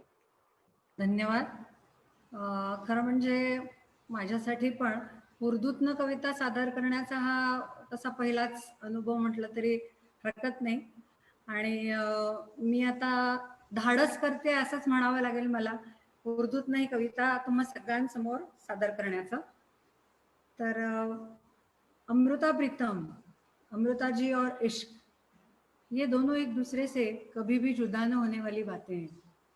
जैसे हमने पहले भी सुना था इमरोज जी के और अमृता जी के बारे में, जब हमने सुना तब उसमें भी ये आया था कि इश्क ये अमृता जी के जीवन का सबसे महत्वपूर्ण, सबसे इम्पोर्टेंट कह सकते हैं जिसे, ऐसा घटक रहा है. तो दोस्तों वैसे भी जब किसी के सिर पर इश्क का जुनून सवार होता है और वो इश्क का जुनून बोलने लगता है, तब क्या हाल होता है मुझे लगता है आप सबने भी अपने जीवन में कभी ना कभी इसका अनुभव किया होगा. अब अमृता जी की यह कविता जो इश्क के बारे में ही कुछ कह रही है और उससे भी ज्यादा कह रही है सजन के बारे में. वैसे तो हम पहले ऐसा करते हैं, इस कविता को सुन लेते हैं, फिर आगे इसके बारे में और भी कुछ बात करेंगे. तो कविता है वाह सजन. सच तू, सच तू, सपना भी तू, सच तू, सपना भी तू, गैर तू, अपना भी तू. क्या कहा है, वाह. सच तू, सपना भी तू, गैर तू, अपना भी तू. खुदा का एक अंदाज तू, खुदा का एक अंदाज तू, और फज्र की पहली नमाज तू. खुदा का एक अंदाज तू और फज्र की नमाज तू. फज्र यानी सुबह के समय जो नमाज पढ़ी जाती है, पहली नमाज जो होती है उसे कहा जाता है फज्र की नमाज. जग का इनकार तू, जग का इनकार तू, और अजल का इकरार तू. तो अमृता जी इस कविता में इश्क में इतनी डूब चुकी हुई है कि उन्हें सजन के अलावा कहीं और कुछ नजर ही नहीं आ रहा है. इसलिए वो आगे कहती है, फानी नश्वर हुस्न का नाज तू. फानी यानी कि नश्वर, फानी हुस्न का नाज तू, रूह की एक आवाज तू, जोग की एक राह तू, इश्क की दरगाह भी तू. आशिक की सदा भी तू, आशिक की सदा भी तू, अल्लाह की रजा भी तू. सारी कायनात तू, खुदा की मुलाकात तू. वाह सजन, वाह सजन, वाह सजन, वाह सजन. धन्यवाद. ये कविता थी अमृता जी की, जो मैंने आप सबके सामने पेश करने की एक छोटी सी कोशिश की है. उर्दू नेचुरली मेरी भी मातृभाषा नहीं है और बहुत हम कह सकते हैं कि बोलने में, प्रोनाउंसिएट करने में थोड़ी कठिन ऐसी ये भाषा है. ये एक छोटी सी कोशिश थी, आप लोग जरूर बताइएगा आपको कैसी लगी. एक और छोटी सी बात कहना चाहती हूँ अमृता जी के बारे में ही. हालांकि अमृता जी द्वारा लिखा हुआ नहीं है, थोड़ा सा मैं मतलब साहस कर रही हूँ ऐसा कह सकते हैं हम. जिस्म धुआं हो गया तो सबने कहा एक थी अमृता. जिस्म धुआं हो गया तो सबने कहा एक थी अमृता. लफ्ज जो रूह से निकले थे कहते रहे एक है अमृता, एक रहेगी अमृता, एक है अमृता, एक वाह रहेगी वाह अमृता। वाह धन्यवाद, वाह वाह वाह वाह, खूप बहुत खूब. धन्यवाद, धन्यवाद, शुक्रिया जी। आज मुझे आप सबका बहुत तहे दिल से शुक्रिया अदा करना है, ऐसा बोलना पडेगा. मी आज तुम्हा लोकांना धन्यवाद, खूप खूप आभार असं नाही म्हणू इच्छित. आप सबका बहुत बहुत शुक्रिया. खूप छान वाटलं. खूप छान सुंदर कविता तुम्ही सादर केली. उर्दू कविता आणि त्याचा अर्थ सांगून तुम्ही ती सादर केली. त्यामुळे ती फारच भावली आणि पोहोचली अगदी आमच्यापर्यंत. धन्यवाद ताई. अ, हे सगळं आजचा जो कार्यक्रम आहे, हा सगळा पाहिल्यानंतर अमृता प्रीतम अधिकच जवळची वाटायला लागली आहे, नाही का? आपल्या सगळ्यांनाच मला वाटतं, की ध्यास घ्यावा वाटतो या लेखिकेचा. ध्यास घ्यावा वाटतो या लेखिकेचा आणि तिच्या साहित्याचा. वादळ आहे ती आणि हे वादळ आपल्याला सगळ्यांनाच आता पेलावंसं वाटायला लागलंय. खूप लिहावंसं, बोलावंसं आणि अ, खूप काही तिच्याबद्दल सांगावंसं वाटतं प्रत्येकाला.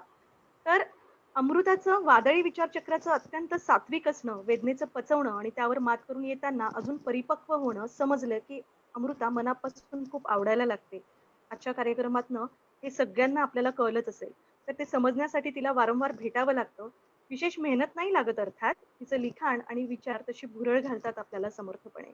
तर तिला वारंवार भेटणं आजच्या कार्यक्रमातनं कुणाचंच मन भरलेलं नसावं, जसं माझं भरलं नाहीये, असं मला तरी वाटायला लागलंय. तर तिला वारंवार भेटणं हे महत्वाचं आहे. म्हणून आज इथे या कार्यक्रमाच्या शेवटी मी हे जाहीर करू इच्छिते, की हा कार्यक्रम इथे संपलेला नाहीये.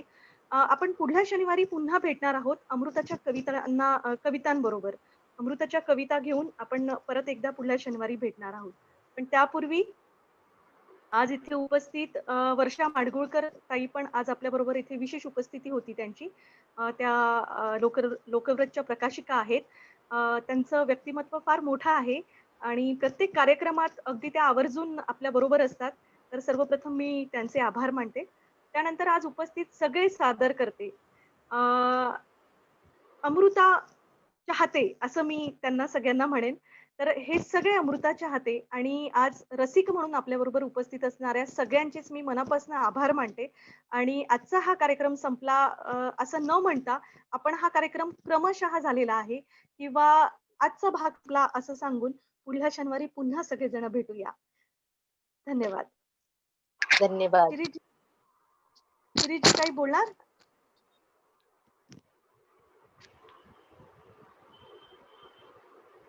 सगळ्यात चांगला झाला अं, आणि त्याचं श्रेय आहे सगळ्याच रसिकांना. कारण जवळपास आता मी पाहतोय की 378 कमेंट्स आहेत आणि एकाच पेजवरती आणि ज्या सगळीकडे जर पाहिलं आपण तर खूप मोठा रिस्पॉन्स या कार्यक्रमाला मिळाला. सगळ्यात मोठी गोष्ट केली ती भैरवी देशपांडे मॅडमनी, की त्यांनी जो हे होईल होताना म्हणजे न विचलित होता, थोडासा उशीर झाला तरीही ती गाडी रुळावर आणली आणि हा कार्यक्रम सगळ्यांना लाईव्ह पाहता आला. मला खूप आनंद झाला की बसंती गुलेरिया जी इथं आल्या आणि त्यांनी जी पंजाबी ऐकवली तर त्याची हिंदी ऐकायची इच्छा राहिली, पण एवढी अस्खलित वाणी त्यांची. सुमेधा हर्षेंची पण काय म्हणजे ग्रेट अपिअरन्स, सगळ्यांचाच ग्रेट अपिअरन्स. तुम्ही तर सूत्रसंचालन 4 चांद तुम्ही जेव्हा आलात तेव्हाच लक्षात आलं की आजचा कार्यक्रम बहारदार होणार आणि हा खूप छान.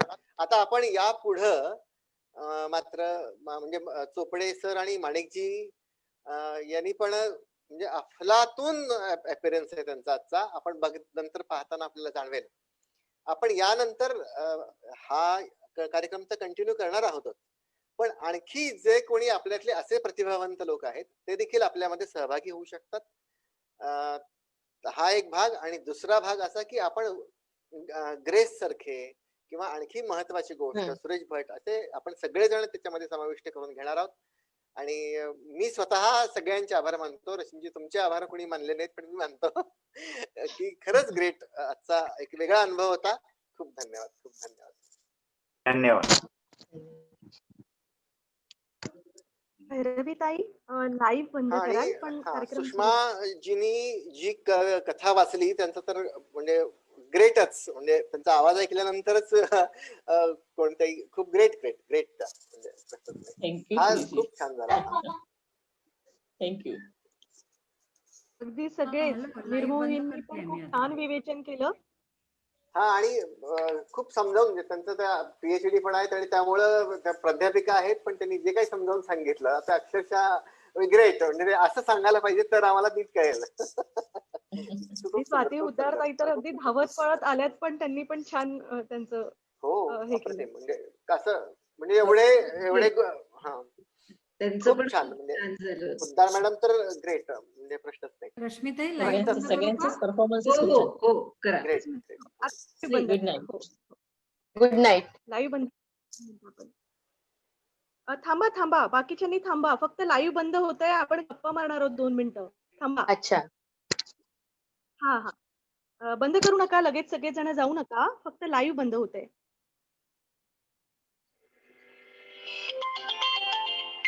लाईव्ह बंद झाला आमचा. म्हणजे आता फेसबुक लाईव्ह नाही, आता बंद आम्ही लाईव्ह. मीटिंग घेतो. चालू आहे नाही अजूनही चालू आहे. पाणीपुरी खायची बाबांना. आम्हालाही हवी पाणीपुरी. अरे अजूनही लाईव्ह आहे बरं का आपण. आपण अजून लाईव्ह कार्यक्रम 2 मिनिट जास्ती हा. नंतर दिसतो. बंद झालेला आहे. नाही चालू आहे लाईव्ह. हा तर एक कविता वाचतोय तोपर्यंत, लाईव्ह आहे तोपर्यंत. तुम्ही बंद करा. हा पण एक खूप सुंदर कविता आहे. हर एक उम्र का एक टुकड़ा रोज जिवाह होता है. जिवाह म्हणजे कतला. हर एक उम्र का एक टुकड़ा रोज जिवाह होता है. इंसान के इख्तियार में सिर्फ इतना है. इंसान तुम्ही बंद करा. वो घबरा के, इंसान के इख्तियार में सिर्फ इतना है, वो घबरा के फेंक दे और डरे. वो घबरा के फेंक दे और डरे, या फिर उसे कबाब की तरह भुने खाए और सांसों की शराब पीता हुआ अगले टुकड़े का इंतजार करे. असली कविता आहे त्या. आपण मला काय म्हणायचं की बाहेर पडूया आपण आता, कारण लाईव्ह बंद होत नाहीये आणि आता कार्यक्रम संपलाय आणि प्रेक्षक अजूनही आहेत. 76 पेक्षा जास्त प्रेक्षक एकाच पेज वरती आहेत. तर सगळ्यांना खूप धन्यवाद. एवढा प्रतिसाद मिळाला आणि आपणही सगळेजण आपल्या पुढच्या कार्यक्रमामध्ये सहभागी व्हा. आणि एवढं सांगेन मी. आणि सूत्रसंचालक भैरवी देशपांडे मॅडमला विनंती करतो की आपण ही मीटिंग आता लिहू करूया. खूप मजा आली आम्हाला पण सगळ्यांना. खूप आवडलं. Thank you so much. थँक्यू.